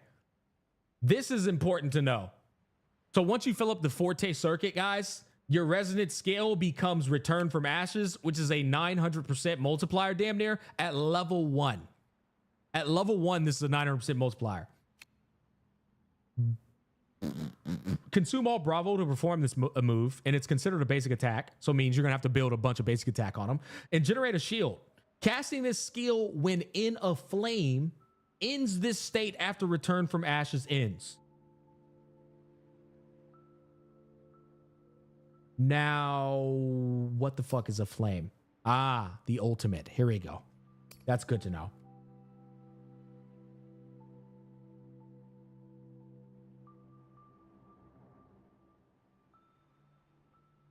Okay, I want to read that one more time. Consume all Bravo. You cast the enhanced scale attack, which is the 900% multiplier. It's considered basic attack damage. Then you generate a shield. Period. Casting this skill when in a flame ends this state. What the fuck did they just say right here? This last part just threw me a curveball. Chat, call me crazy if I'm the one that thinks this sounds weird. So we get our shield, we get our enhanced skill, it's considered basic attack, and then afterwards, casting this skill when in the aflame ends, which is your ult, this state, like, did they even speak English right here? This state after return from ashes ends? Is this ancient language? There's no way this sentence makes sense. Am I crazy? I almost want to reword it. Casting this skill when in the ultimate state ends. This state after return from ashes ends. No shot that makes sense. I'm fucking confused, bro. That's definitely Wuthering Waves once again. All right. Bro, they need to fire whoever the fuck keeps doing these descriptions, bro. I'm gonna be honest. They just gotta fire, brother. They gotta let them know. They just gotta let them go, bro. All right, hey, hire an AI, bro. An AI would never. Hey, Sky Blue, thank you for the tier 1. I appreciate that. Deal fusion damage to targets within the range and heal all nearby resonators in the team before you enter the aflame state. And it can be cast in midair. Nice. I like that. What's the healing? 500 plus 1.75 per 1% energy regen. So another scalar of energy regen. Okay. So this multiplier for the ult is 4 times 4, which is 16. Okay. So it's 160 plus almost 170, pretty much 170 actually. No, yeah. 170 plus 170, 340% ultimate multiplier. The efficiency of gaining Bravo is increased by 100% when normal attack or resonant skill anchor away hits the target. Meanwhile, okay, so this enables you to fill up your Forte circuit so you can cast that fucking ridiculous Forte circuit multiplier attack. Meanwhile, Forte circuit theatrical moment is replaced by my moment. What? Wait, what? I don't even see a my moment in here. Oh, theatrical moment. Here we go. Here we go. I see. I see. Okay, now what does that do? Brant gains additional attack based on his energy regen. For every 1% of his energy regen over 150%, Brant gains 20 points. Oh, so it just increases it. Ah, so it just increases it. So the scaling goes higher. Instead of 12 points up to 1560, it's now going to become 20 points up to 2600. Okay, I get it now. So it seems to me that you want to pop Brother's ult in... Wait, you know what? Hold on. There could be a catch here because maybe that's where this fucking grammatical error part comes into play. When you cast the skill... When your ultimate ends, this state... dude, I fucking hate this sentence so much, bro. This sentence is about to make me crash out, chat. Damn it, bro. This state after return from ashes ends.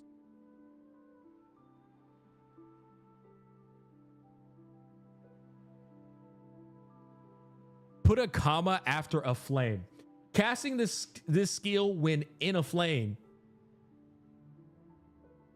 No, that's not where the comma goes. You said after a flame. So you want me to put a comma in the middle of ends in a flame?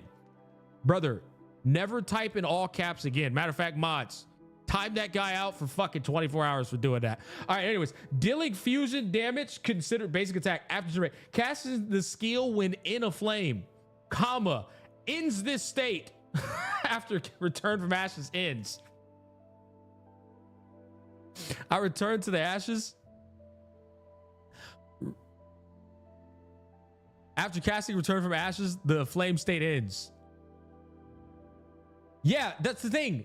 Yeah, so look, that's the thing. What I'm trying to say, that comma doesn't need to go there. It just needs to be reworded. Bro, look, Sorcerer just said it correctly. Sorcerer said it correctly. Where's Sorcerer at? Let me find him. Hold up. Sorcerer was the one that was cooking.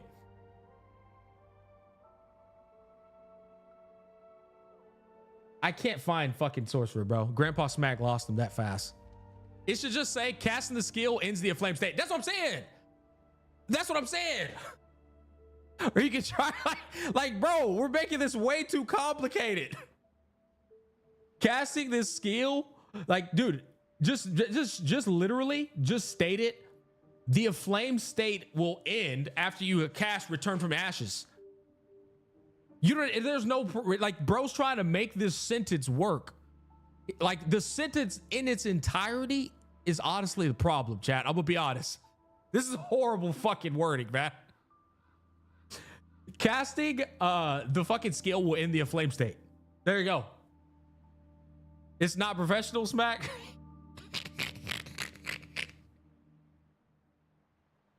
I'll say it one more time. After casting Return from the Ashes, the aflame state. That's literally what I just said. So, but yes, that is how you correctly state that. After casting the fucking skill, it ends. Look at skill details.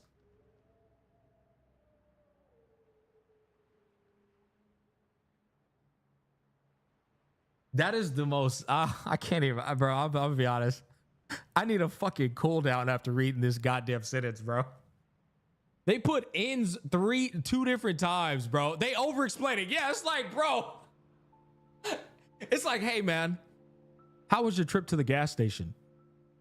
A regular way to respond to this. Oh, it was cool, man. I went there and got some hot Cheetos, came back.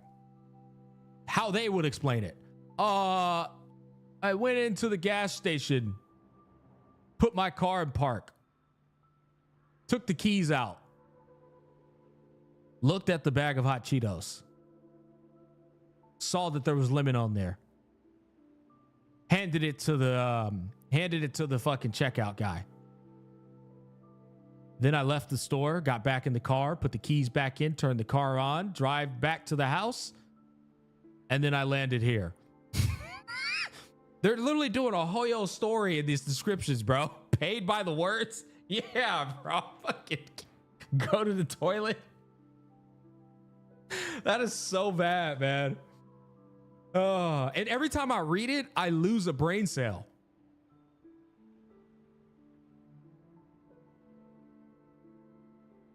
Yeah, bro, that is so fucking bad, man. Chad, I have more problems with the description than the character, bro. The character's fine. The description, I would argue, is the real problem here at hand. This is the real problem here, man. Okay, so before I got distracted by that, basically, when you pop bro's ult, he's gonna enter this aflame state, right? And based off of what the description was trying to say, if you use the enhanced skill during the aflame state, it's going to end the aflame state. Is that the correct interpretation?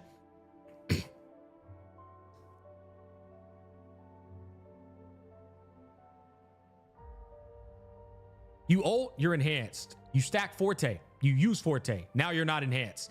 So here's the thing. That's what I got from reading that. Yeah. You might want to scale before popping the ult. I'm trying to think about that. You might want to fill up the Bravo state, right? Pop the inferior enhanced skill, but then pop ult to fill up that shit because you get a faster way to get the Bravo. You get a faster Bravo build up when you're inside of the ultimate. So you're going to build that shit up quick anyway and then cast the skill a second time with an improved multiplier. That's the way I understand it. A flame ends after the Return from Ashes state ends. Doesn't just end instantly. Brother, it ends. Okay, hold on. Maybe I'm misunderstanding something here, but doesn't the Return from Ashes state, when you cast the fucking skill, that's it. The Bravo goes away and then you get out of the Return from Ashes. It's Return from Ashes because your Bravo is filled up. So it quite literally ends immediately once you cast the enhanced skill. Depending on how long it takes to build it up. Yeah, exactly. If it takes too long, you don't want to do it. I don't know what the fuck that guy was waffling about, but it's very simple. You build up the Bravo. Now you have an enhanced skill. You pop enhanced skill, and now your return from ashes is gone for good. Pop ult, you got to fill the Bravo state back up again. Fill it back up again, and now you have an enhanced return from ashes because of the new multiplier that's attached to the ultimate. The question now becomes, is it even worth using the enhanced skill outside of the ultimate state?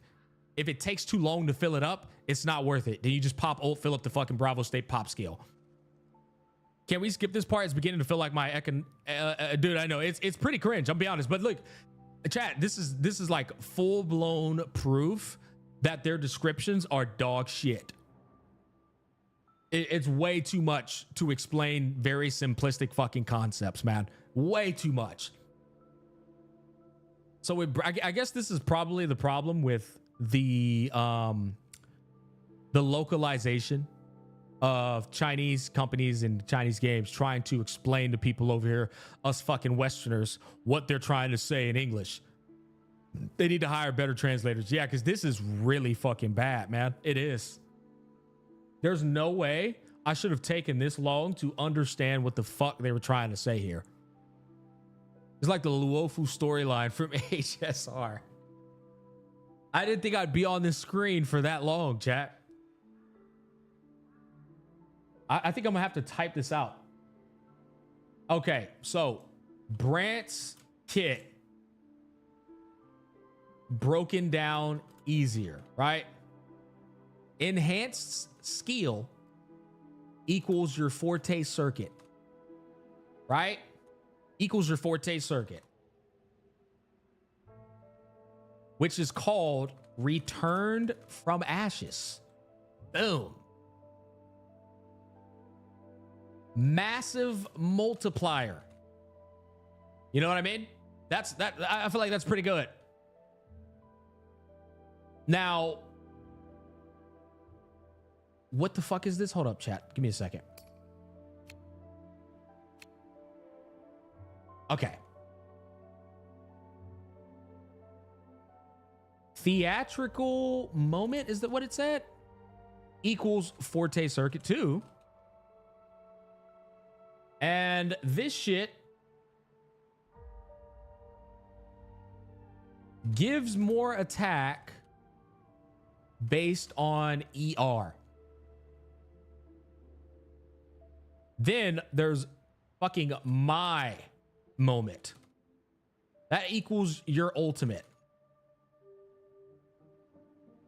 And amplifies theatrical moment attack scaling.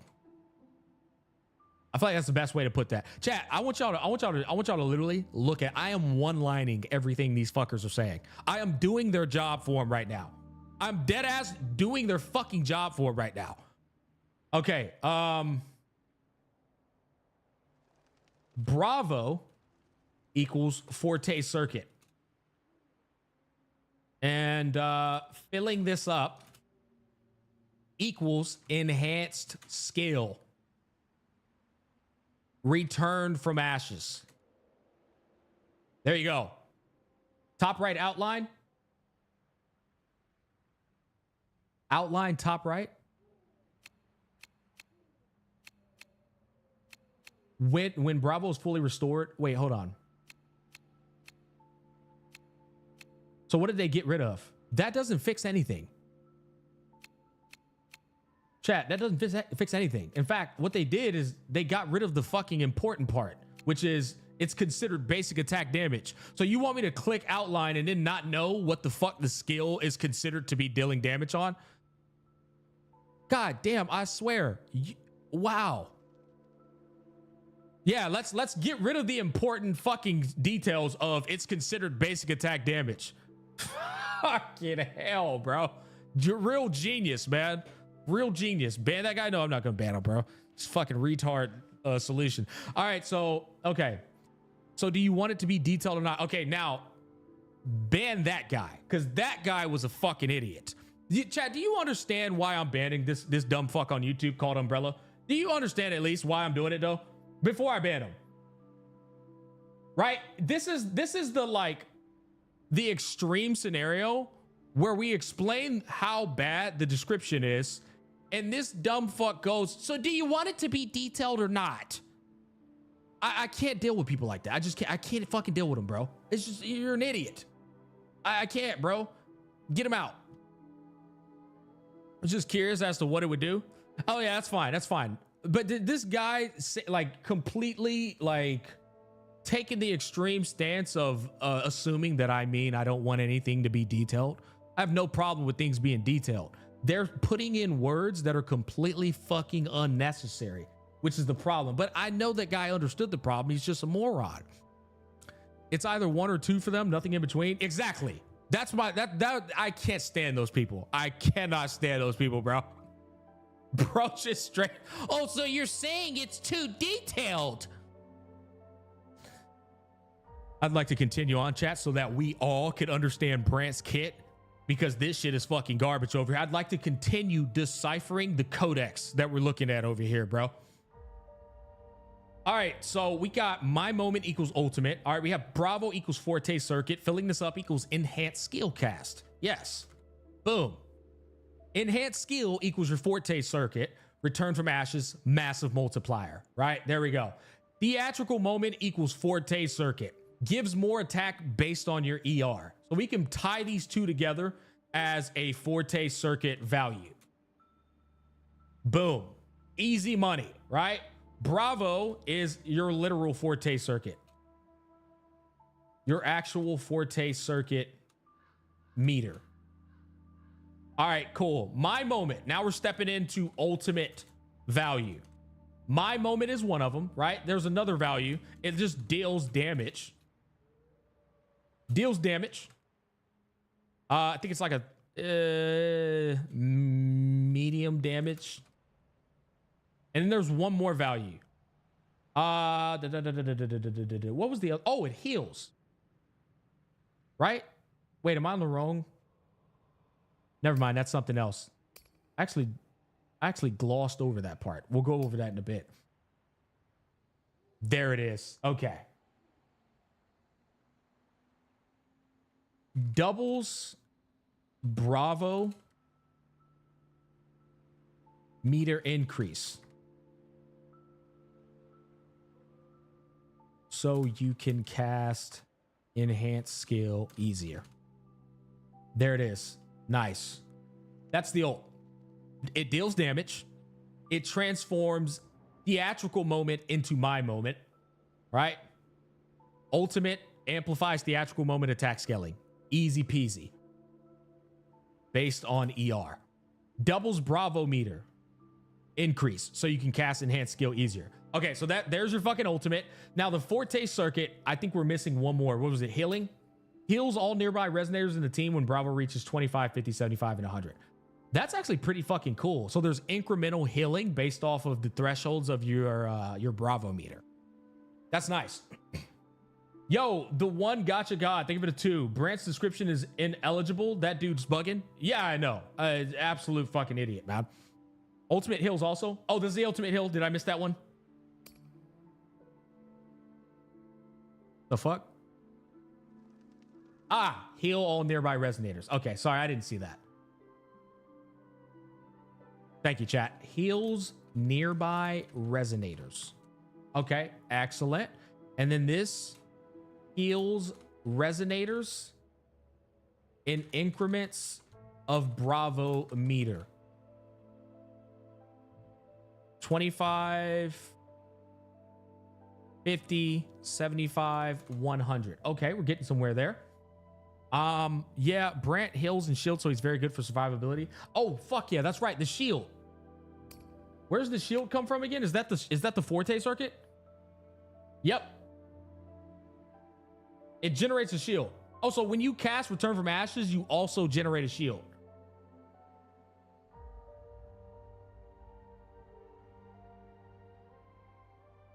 Massive multiplier. All right, fucking hell. Generates shield.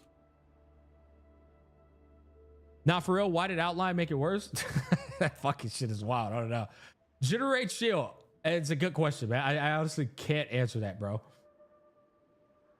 And then one more. Forte circuit. Actually, we don't even need this to say Forte circuit, though. We already know that. That's information we know. Enhanced skill, return from ashes, massive multiplier, generate skill, consider basic attack. There we go. Is Brant's shield stronger than Tao Chi's? Probably not. Does return from ashes end after the skill input or after the shield expires? Doesn't it say?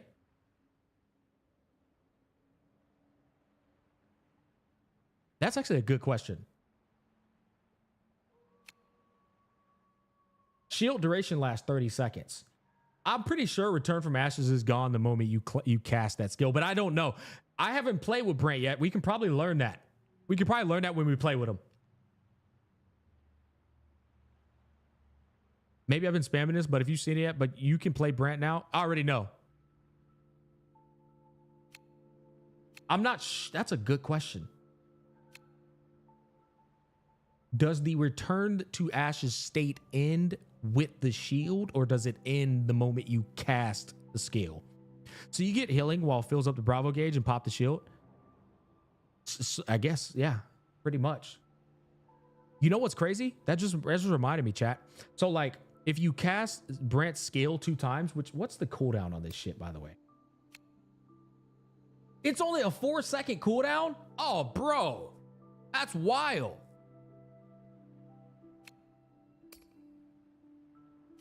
Yeah, so you can heal by restarting your Bravo state, and you restart your Bravo state by casting the enhanced skill. So casting the enhanced skill outside of the ultimate could actually be a way for you to get better heals.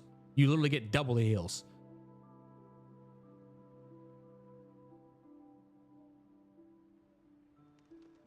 Give me a second, chat. Oh, Raptor, man, thank you for $5. What's good, Smack? Love the content. How's Brant? I want to get the dude, but heard he ain't that good. Plus, missed the start of the stream. How's Tribbie? Tribbie's broken, and Brant is undetermined right now. I wouldn't listen to anybody saying that Brant's not good for now. We have seen 0 actual like showcases of Brant with Chang Li, Brant with anybody. People are saying Brant is not good and low-key freaking out over nothing yet. The problems with Brant's kit, Raptor, is more so like nitpicks on how they're trying to sell the signature light cone for Brant versus how Brant's actual performance really is. To be fair, the nitpicks are actually valid, but Brant himself being bad has yet to be seen yet. That's what I get from this whole situation.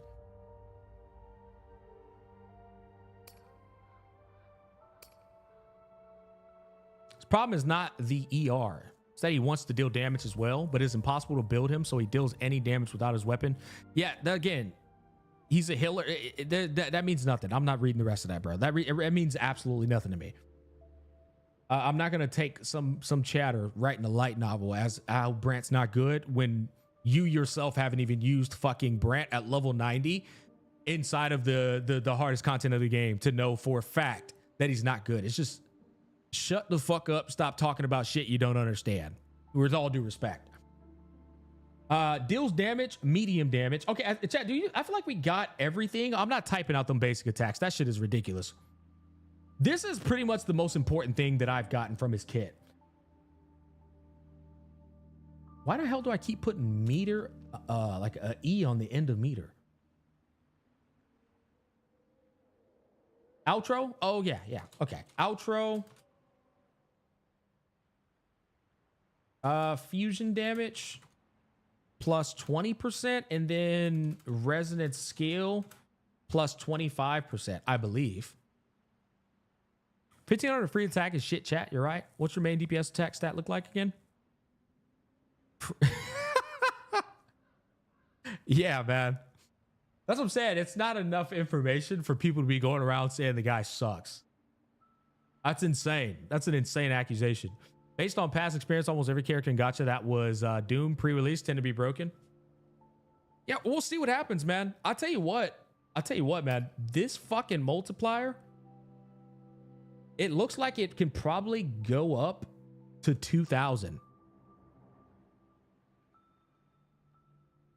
That return from ashes might very well be a fucking nuke bomb. He's just hard to build, in my opinion. Well, based off what I'm seeing here is you try and reach this threshold, right? His energy regen, for every 1% of his energy regen over 150, Brant gains 12 points of attack up to 1560. Okay, so let's see this real quick. So 1560 divided by 12 is going to be 130. So 280 ER. Now, what do we know for Brant right now? How much ER do we start off with? We start off with 100 ER. Is that what it is, chat? We start off with 100. And then how much does a how much does this set give? Hold up. Let's get out of here real quick. Understood. Where I am here to serve your will. Actually, we can just choose anybody. Who gives a fuck? Okay, so we get Tidebreaker. We get 10 energy regen, increase the resonator's attack by 15%, reaching 250, increases all attribute damage by 30%. Okay, so we get 10% energy regen from this. And then we get 32. So 100 plus 10 plus 32. That's going to give you 142. If you were to go double ER, you would be at 174. And what's a fair substat ER to go for? I say we get 10, 20, 30. I'm going to give 3 ER stats on 3 different pieces. No ER on the other 2. So we're going to give 30 in the substats. Okay. So we're at 204 ER if we're rocking double ER rope. And then finally, the weapon.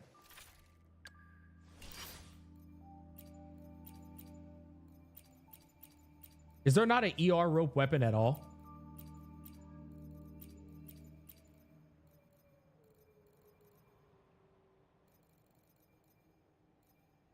Overture? Do I even have an overture? There should be. I probably got rid of nothing around. Think of it a prime sub.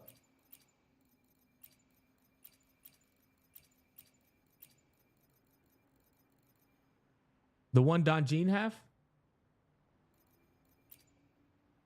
Oh, in the it's inside of the fucking description. I see.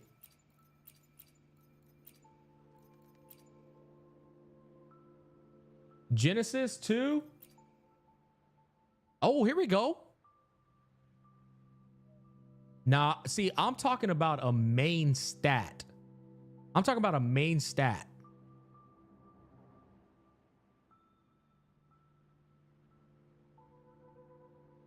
This is Overture.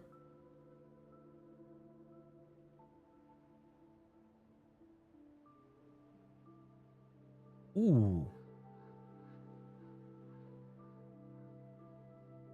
Now, chat, is this a gacha weapon or is it a ER weapon? I mean, I'm sorry, free to play. It's gacha? Okay. Well then shit, just use this. Oh wow, and it restores concerto energy, so it's like variation but for swords. It's like variation. Yeah.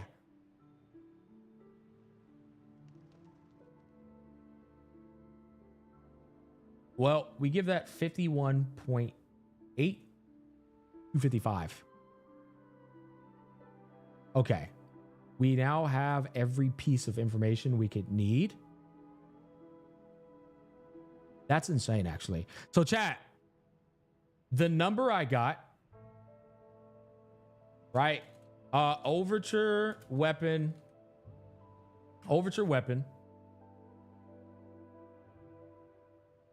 Double ER main stat 3 costs. 3 substat ER 10%. Actually, we'll just put 30% total. ER 2-piece set, right? So we got double main stat ER, overture weapon, 3 substats of ER plus the ER 2-piece. Do you know how much I landed on, chat? Can y'all guess?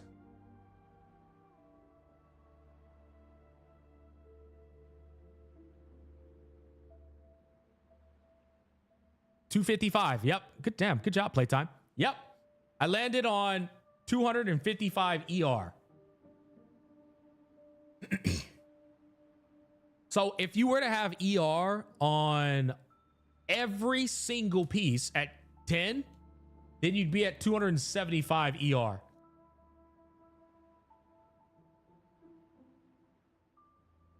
The next question I would say is how much attack is Brant going to have? Plus 10 from set bonus. Yeah, I already did it. It's ER 2-piece set right there in front of you, buddy. And that's on 4-star.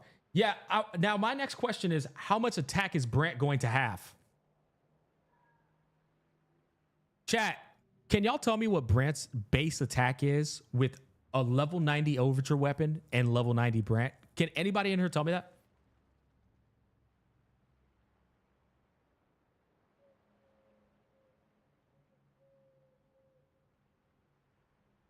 $1,500? Skill tree, does it give any ER? This deep dive into characters kit is the nerd shit I signed up for. 706. Yeah, with overture. With overture.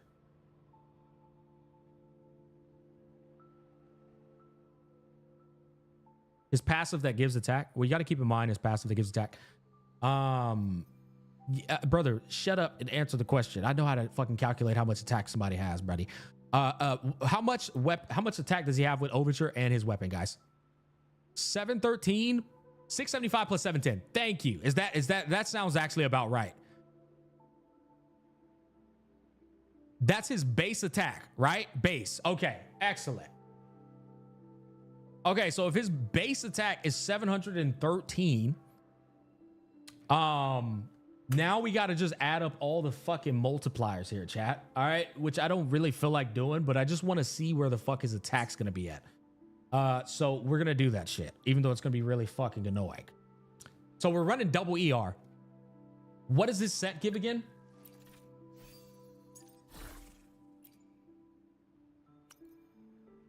Increase the resonator's attack by 15%. Okay, so we get a 15% attack boost from this. Nice. 15% attack boost from this set.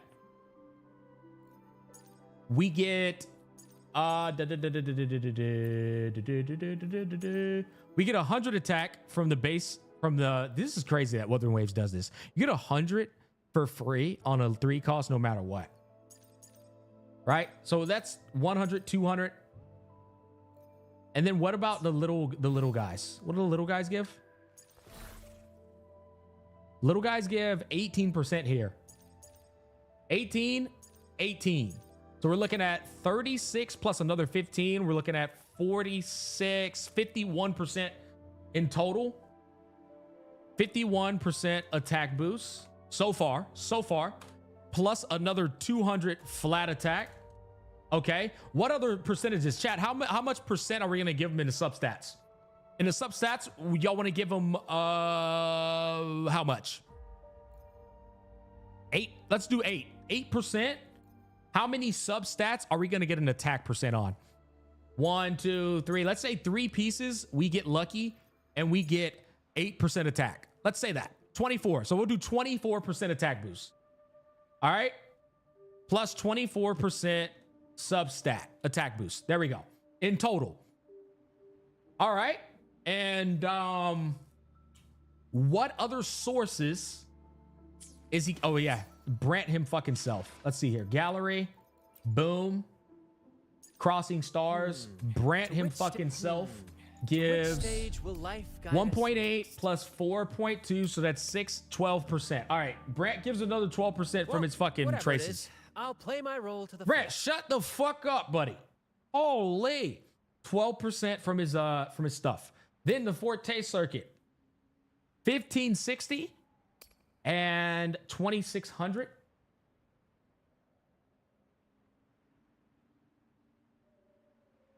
Plus 1560 to 2600.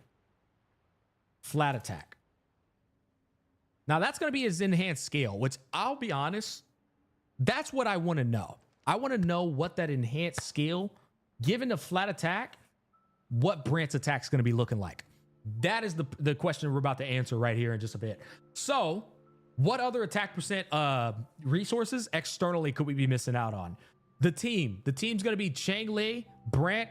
Who the fuck's going to be in that third slot? That's the question. Are we going to do Shorekeeper?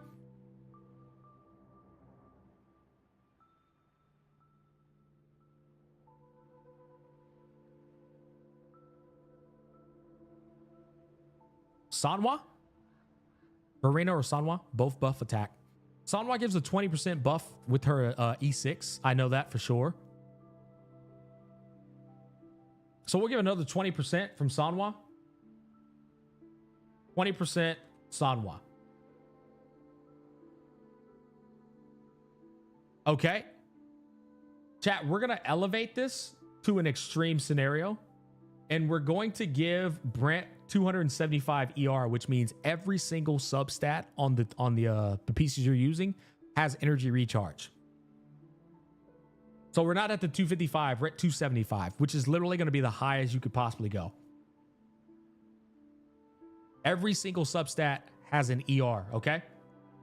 We're at 275, pretty much 5 points away from the maximum cap.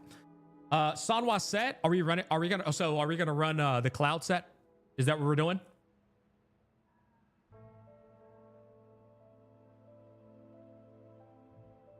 So we're doing the Moonlight set. Okay. So Moonlight Sanhwa plus Understood. the fucking does the bird give anything? Will. I don't remember if the fucking bird gives anything. The bird gives 12% boosted damage. So the bird doesn't give anything.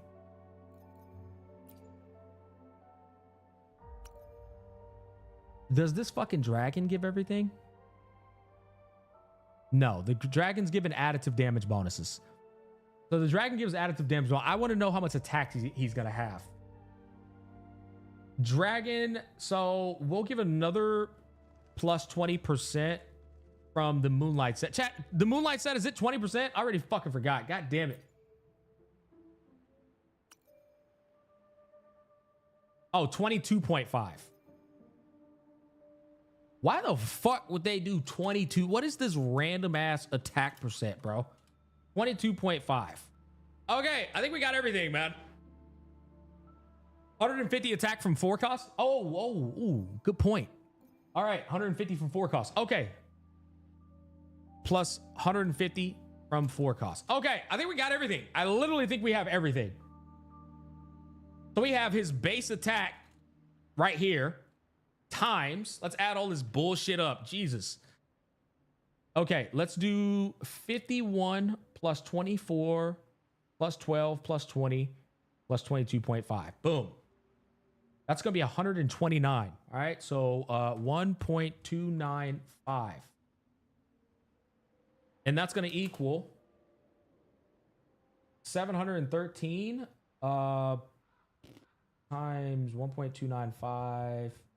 Okay, 923 attack. Now, chat, now what we're going to do is add up the remaining amount of attack that the guy has. Okay, so now it's going to be 923 plus the 713. So 713 plus 923. Right now we're sitting at 1636. That's without this shit down here.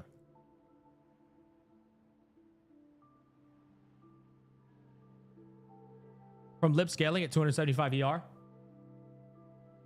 Let's add the rest of the shit in. Plus 350. That means now we're going to be looking at 1,986.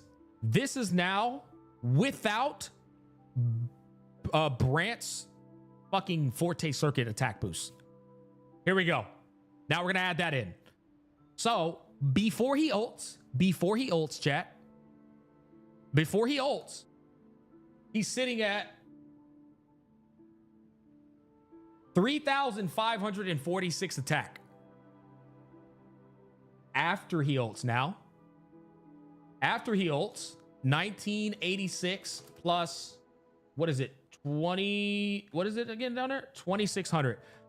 We're missing 5 points, by the way. After he ults, we're looking at 1986 plus 2,600, 4,586 attack.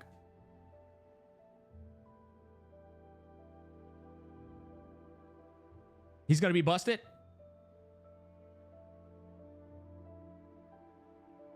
Add the weapon. The weapon is added in. His base attack is his base attack plus the weapon. I asked chat that already. You dipshits. Guys, let the big boys do the math. Shut the fuck up, okay? I know what I'm doing. So he's at 4,586 attack once he pops ult. He's at 3,546 attack once he does not pop ult.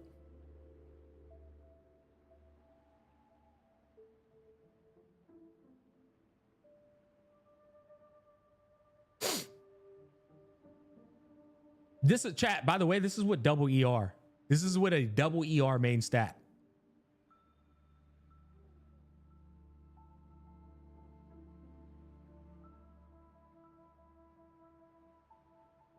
Decent amount of attack. How are his multipliers though?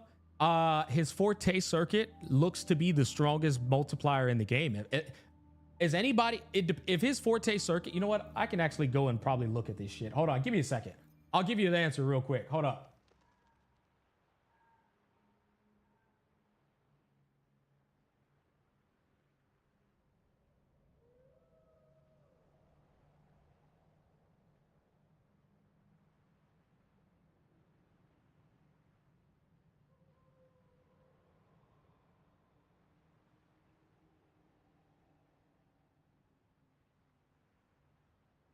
Where is the...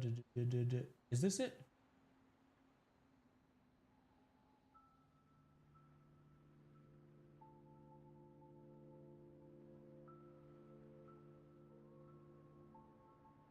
Where the fuck? What am I looking at? Return from ashes. Okay, here we go. Is this it? Why does that shit look so ass?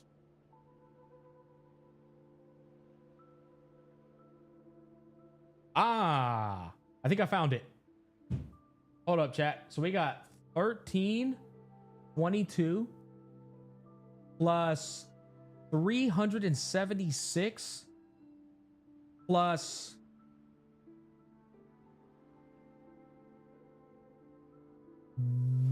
190.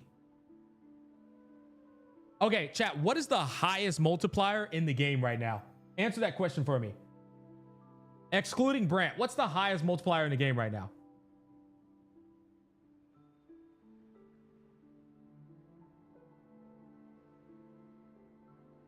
Jinzi? How much is Jinzi's Forte?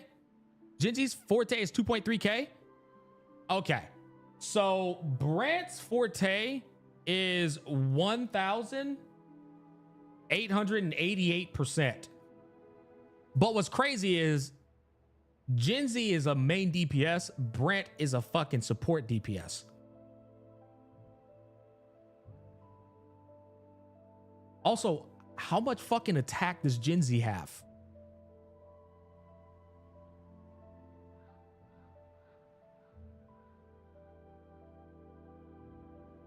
Max 2.5K?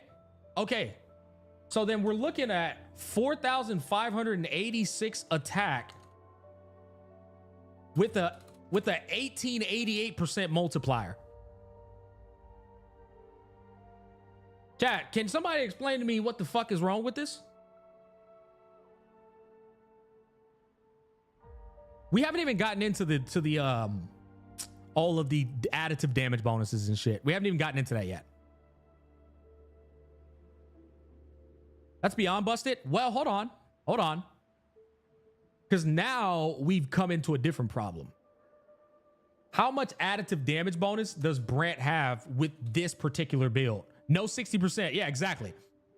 Well, if we come over here to the Dirge set, the Dirge, we got 12% fusion damage bonus here, 12% basic attack damage bonus here, right? So we got 24% from this.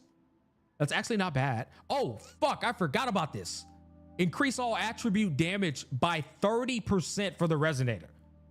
Holy fuck. Okay, so bro actually has 54% additive damage bonus just from the set. Just from the set. Another 15 from that fucking that talent that he unlocks. So we're looking at 54 plus 15, which is gonna be 69.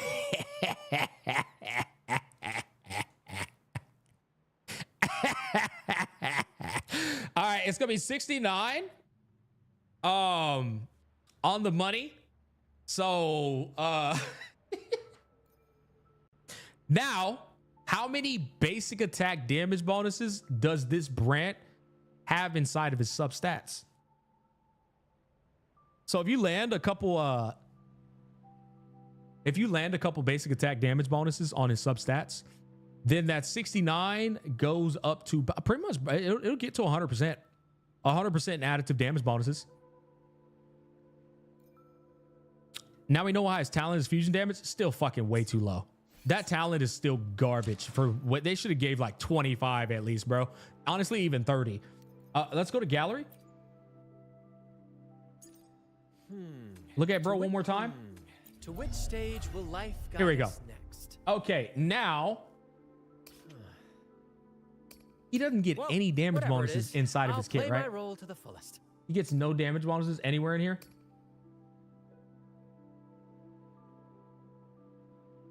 Yeah, bro gets nothing. So this is a kit that starves, if off of that build, starves for damage bonus. But chat, here's the thing. What you could do, in all seriousness, because right now what we're looking at is about plus 100% additive damage bonus.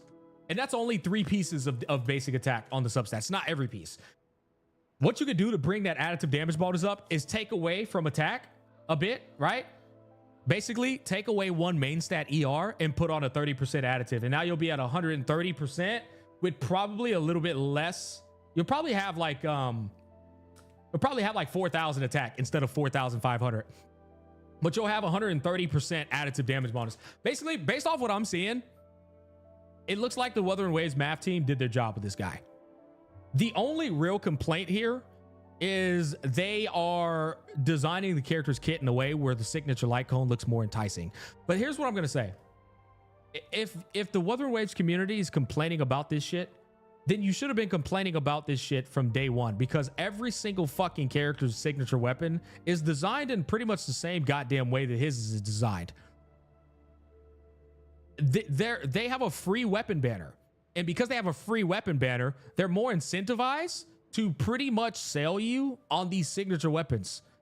I'm serious. Like, bro, Chang Li's fucking signature weapon. What the fuck are you using on Chang Li if you don't have her signature weapon? Just on a dead ass. Understood. What are you using on this bitch if you ain't using her signature weapon, man? By ingenuity. If you use this, her damage is ass, bro. Ass cheeks. The standard, yeah. Your Chang Li sucks balls. It's a massive step up when you use this.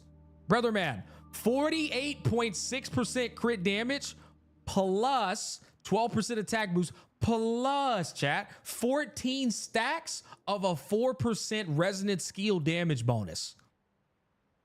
This shit is way fucking better than this weapon, bro. Like, it's not even close. Not even close, man. Her weapons are good. Yeah, look, Jeje. You want to use augment on Jeje, 18% crit rate, 23.25% what is this? Attack percent? Or do you want to use 72% crit damage bonus, 12% attack, 12% basic times 3, 52% basic? Bro, the signatures in this game are fucking cracked, bro. I don't know why we're acting like this is a surprise. This shit, they're insane. And it's because their weapon banner is free. Now, look, if you want to sit here and say that this gacha game is doing garbage gacha tactics, I'm going to agree. But why are we starting now? This shit been in the game. This shit has been in the game, chat. The only difference is that it gives you ER base and not crit or crit damage. What are we talking about? We never lose 50-50? Oh, hold on. My name, I completely agree, but make no mistake. If you think I'm on team Wuthering Waves is so good because their weapon banner is free, think again, buddy. I think that shit is just as fucking garbage as all the other gacha games. They just one-upped. Oh yeah, we've already had this discussion. But I will say, it's weird that people are complaining about Brant Sig when in reality, Wuthering Waves has been doing this from the start. They have been doing this from the start. This is nothing new. Like Gion, where the fuck is Gion's weapon? I actually have his weapon. Brother man, if you ain't using Gion's weapon, let me tell you something. That's a mid Gion. All right? Because this weapon here is fucking insane too for Gion. Crit damage, additive, 48% heavy attack damage bonus. Bro, all these weapons are fucking insane, man. All of them. In comparison to what you could use alternatively. That's just the reality of it. Oh, Camellia's weapon. Camellia's weapon is a what? A crit rate increase of 24. And then you get a 12% attack boost. And then you get, when dealing basic attack damage, the wielder gains 10% basic attack damage bonus for 14 seconds. Be triggered, stacking up to 3 times. So you get a massive 30% basic attack, 12% attack increase. And then when the wielder's concerto energy consumed, gain another 40%. So 70% a basic attack damage bonus, 12% attack, 24% crit rate. All the weapons are, I'll be honest, Camellia's was probably the least crazy, but they're still light years better than their alternatives. Light years. Chad, I'm gonna be honest. Brant is not exclusive to the complaints that the community had. He's really not. I'm sorry. If he was, I'd just come out and say it. But Brant's kit, based off what we just looked at, I think it's because there's no alternatives for Brant except Overture, which is impossible to achieve to 280 with it. I got up to 275 with it, Share One. That's pretty much 280, buddy. Double ER, that's 280.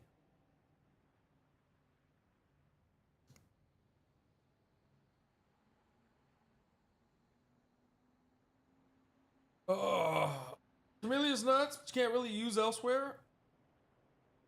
Keep in mind, much like SK, could very well have 125 ER base. It doesn't show it in game, but considering his kit design, it would make a lot of sense. Oh, damn. If he has 125 base, I didn't even think about that. You don't really need 280. ER 250 is good enough. I actually completely agree. Like, you don't need the 280. People just want to reach the cap because the fucking description says that that's the cap they need to reach to get the maximum out of their character. But like I said, I feel the community on that. Understood. I fuck with the community's mentality on that, because why are you putting that shit in that description if I can't achieve it for free? Like I'm totally understanding of the community's thought process on that for sure. Could have been avoided if Kudo hadn't added an upper limit to his ER scaling like Firefly with the attack. You can, it's hard. It's really fucking hard. Yeah, absolutely. I mean, I got the 275 on paper, guys. That's pretty much about that's 280. His next best option is the standard 5-star, even if he's only at 210. It's the Overture weapon, which is a gacha weapon. I'm gonna go ahead and say that the Brant shit is a bit you guys are kind of freaking out, man, over shit that you should have been freaking out over. If you're gonna freak out now, that's kind of what I'm getting. Chat, dead ass. It's like, sure, the things you're saying, are they rooted in reality? Okay, sure. But the shit you're complaining about is shit you should just be complaining about whatever the way Wuthering Waves is doing their game, period. They're doing it on every fucking character. Oh, like where's old girl? Rochia. Brother man. Where's Rochia's alternative?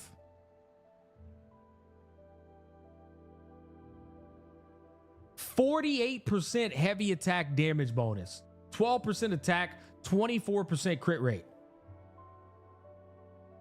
It's always way fucking better, man. Bro, what else are you using? Somebody want to explain to me what you're using for Rochia's alternative? Because this shit light years better than everything, brother. It's not even close. Yao's weapon. Okay, sure, buddy. Yeah, use Yao's weapon. That's gonna give you a resonance liberation damage bonus. Guess what? Her resonance liberation does heavy attack damage. So this is fucking worthless. You don't even get this. It's worthless. It literally does nothing for Rochia. The 48% resonance lib, it does nothing, man.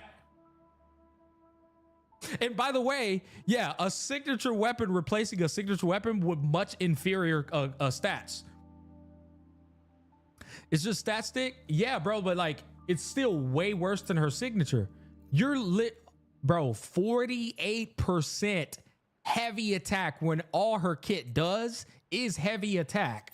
This is just the same crit rate with a 12% attribute damage bonus. This is the same fucking problem almost every. Yeah, I told you it is. It is, guys. I'm sounding like a broken record here, man. Y'all are complaining about shit that has been in the game. Like this model of signature weapon. Let me sell it to you guys.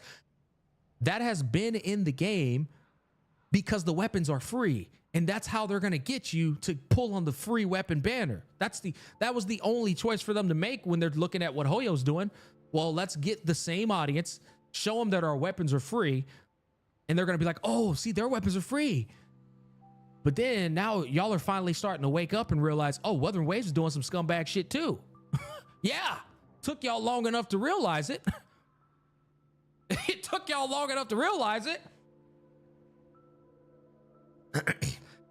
You might need to watch the 2 videos that said Brant's gonna brick your account to understand the lore. Well, this is the thing about me, you know, I'm interested in having a discussion on a character's kit without trying to shit on another content creator that is viewing however they're viewing it, right? I don't really need to look at somebody's reaction to explain what I've already explained to you guys. We just spent the last fucking, what, guys, hour explaining to you why I'm telling you y'all are freaking out. I don't need to re-explain that logic over again. That's where it started? Yeah, I get it. No, I get it. I'm just saying, like, I feel like what I said today was perfectly perfectly coherent. With Brant's signature, he can get up to 310 energy region. That's why they need a cap on 280. So he don't just power creep everyone. 310 energy on Brant is literally worthless. It does nothing. The cap is 280 for a reason. So actually, you're arguing that the signature is overkill. It usually, like, that's a horrible argument. Bro, nobody should be trying to get 310 energy because it does nothing. The problem is Brant's signature weapon enables you to get to 280 without having to put on an ER main stat. So Brant becomes much stronger with his signature. That is the real reason of people complaining about it. But hey, guess what, guys? The same concept with everybody else. Who would have thought? Yeah. My bro, this is Probably one of the most pointless fucking things I've looked into in a while. It's been a long time since I've had to sit down, look at a character's kit, math their fucking kit out, and make sure like, oh, okay, everything looks fine. Guys, y'all are tripping, bro. I don't know what else to tell you. Well, whatever it is, I'll play my role to the fullest. Bro gets a stagnation with his E1. I'm picking that shit up 100%. After casting intro, Brant's damage dealt is increased by 20%, stacking up to 3 times. His E1 fixes his additive damage bonus problem. I'm picking that shit up, bro. That shit fixes it because it misses super easily otherwise. So you don't even like have to get the SIG. You could just get the E1 if you saved up right. Chat, dead ass. If you saved up the way I did, you don't even have to get a SIG. You just go double ER and get the E1. And there you go. 60% damage bonus that was on the main stats. It's fixed. It's fixed. Oh, shit. Oh, his sword's sick as fuck. No, dude, dude, listen, Sarah, I'm picking up bro sword and that E1. That's my boy. Like this is my guy. Casting mid-air attack and return from ashes increases.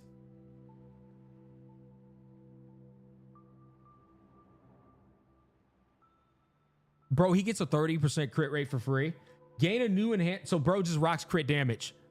Brant's outro, the course is set, gains a new enhancement. When resonant skill cast by the incoming resonator hits a target within 20 after Brant's outro skill, Brant blasts the hit target, dealing fusion damage equal to 440% of Brant's attack, considered basic attack damage. Oh, that's so cool. So he deals damage on the way out with his outro skill in addition to buffing Chang Li. That sounds actually really fun. I'm not going for his E2 though.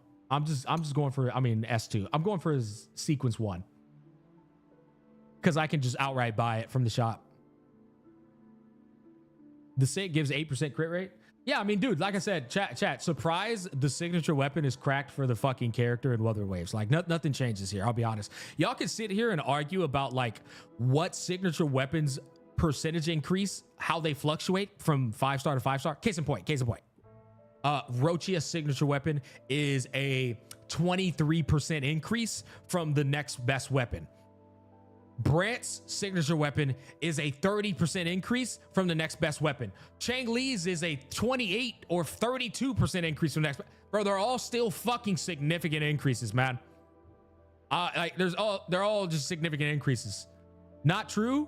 Hey, dumb fuck. Have you ever heard of me just throwing out random numbers for the sake of an argument? Bro, actually sitting there taking these percentages I'm throwing out as like I'm stating them like they're facts. Bitch, I'm not stating facts. I'm just giving examples. That's like when I got Camellia, when your one was hitting 200K while I was hitting 130K. Yeah. Bro said, well, actually, he did. Well, actually, it's funny, doc. You know what's funny though? Like, here's the crazy thing about these nerds and these percentages. Chat. Even if Brant's is a 30% increase, Brant's not going to be on the field the way the fucking other character who only has a 20% increase is. So if Brant's 30% increase isn't even a 30% increase because you're not on the field like with Brant the way you on the field with the fucking Camellia. You know what I'm saying? Like Camellia's 20% increase is a straight up, I'm on the field the whole time, 20% increase. Brant's is, oh, I'm a nuke and dip. It's so much, y'all see why I tell y'all all the time, there's so much nuance in these rebuttals or discussions that these nerds do. And it's just like, bro, what are we arguing about here, man? There's overreacting, man. Y'all gotta relax. Most likely you won't even need to max them out, fully clear the tower. Well, that is not even a question. No. Nico, let me tell you, I know for a fact you can go into the tower with fucking Brant, mid-ass Brant with a 230 ER build and still completely sweep the fucking tower, bro. With Chang Li. You know me, chat. I'm gonna do that shit with main DPS Brant. I'm gonna do some off-meta shit. Still go in there and clap that tower up, bro. I'm gonna do the same thing I did with Rochia, bro. I'm gonna go in the tower with a fucking Brant main DPS. And I'm about to clear the shit out that tower. I think ultimately, chat, this is not a game where people freak out about DPS because people are clearing the tower with fucking 4-star units and shit, man. It's not that game. That's HSR scene. That's not Wuthering Waves scene. You know what I'm saying? You can solo. This game, meta is so worthless in this game. Now, I'm not saying you can't enjoy the meta. Enjoy the meta, chat. Enjoy it if that's what you like. But it's worthless to get mad about because people are fucking Chixia soloing, Don Jean soloing. Like, this game doesn't really matter. It's pointless. The reason, as I said before in the start, the reason it matters in HSR is because you actually can't fucking clear the content with the old characters. The old characters suck so much balls that you can't even clear the content. That's why it's a problem in HSR. In Wuthering Waves, it's just like, who gives a fuck? I'm still gonna run the fade on this hologram. I'm still gonna run the fade on these towers, the towers and how they set them up. Same dude need to pull Yinlin to make Xiaoling Yao, by the way. Yeah. All right, I'm over it. I'm over talking about this. I from what I've seen, although I understand some of the gripes, Brant's fine. Until I see otherwise, Brant's fine. Which, by the way, nobody's seen showcases on the guy yet. Did you already try the new in-game? Yeah, I don't know. No, I have not. I have not tried the new in-game. But I'm gonna be honest, chat. I think my voice is cooked. My voice is cooked. We're gonna have to pick up the in-game another stream. Chat, my voice is absolutely toasted.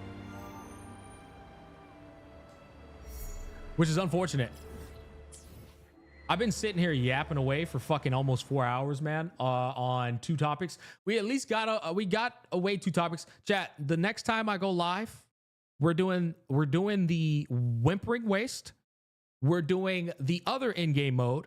And then we're doing, which is tomorrow. I'm going live tomorrow, chat. And then we're also going to do MOC Reset.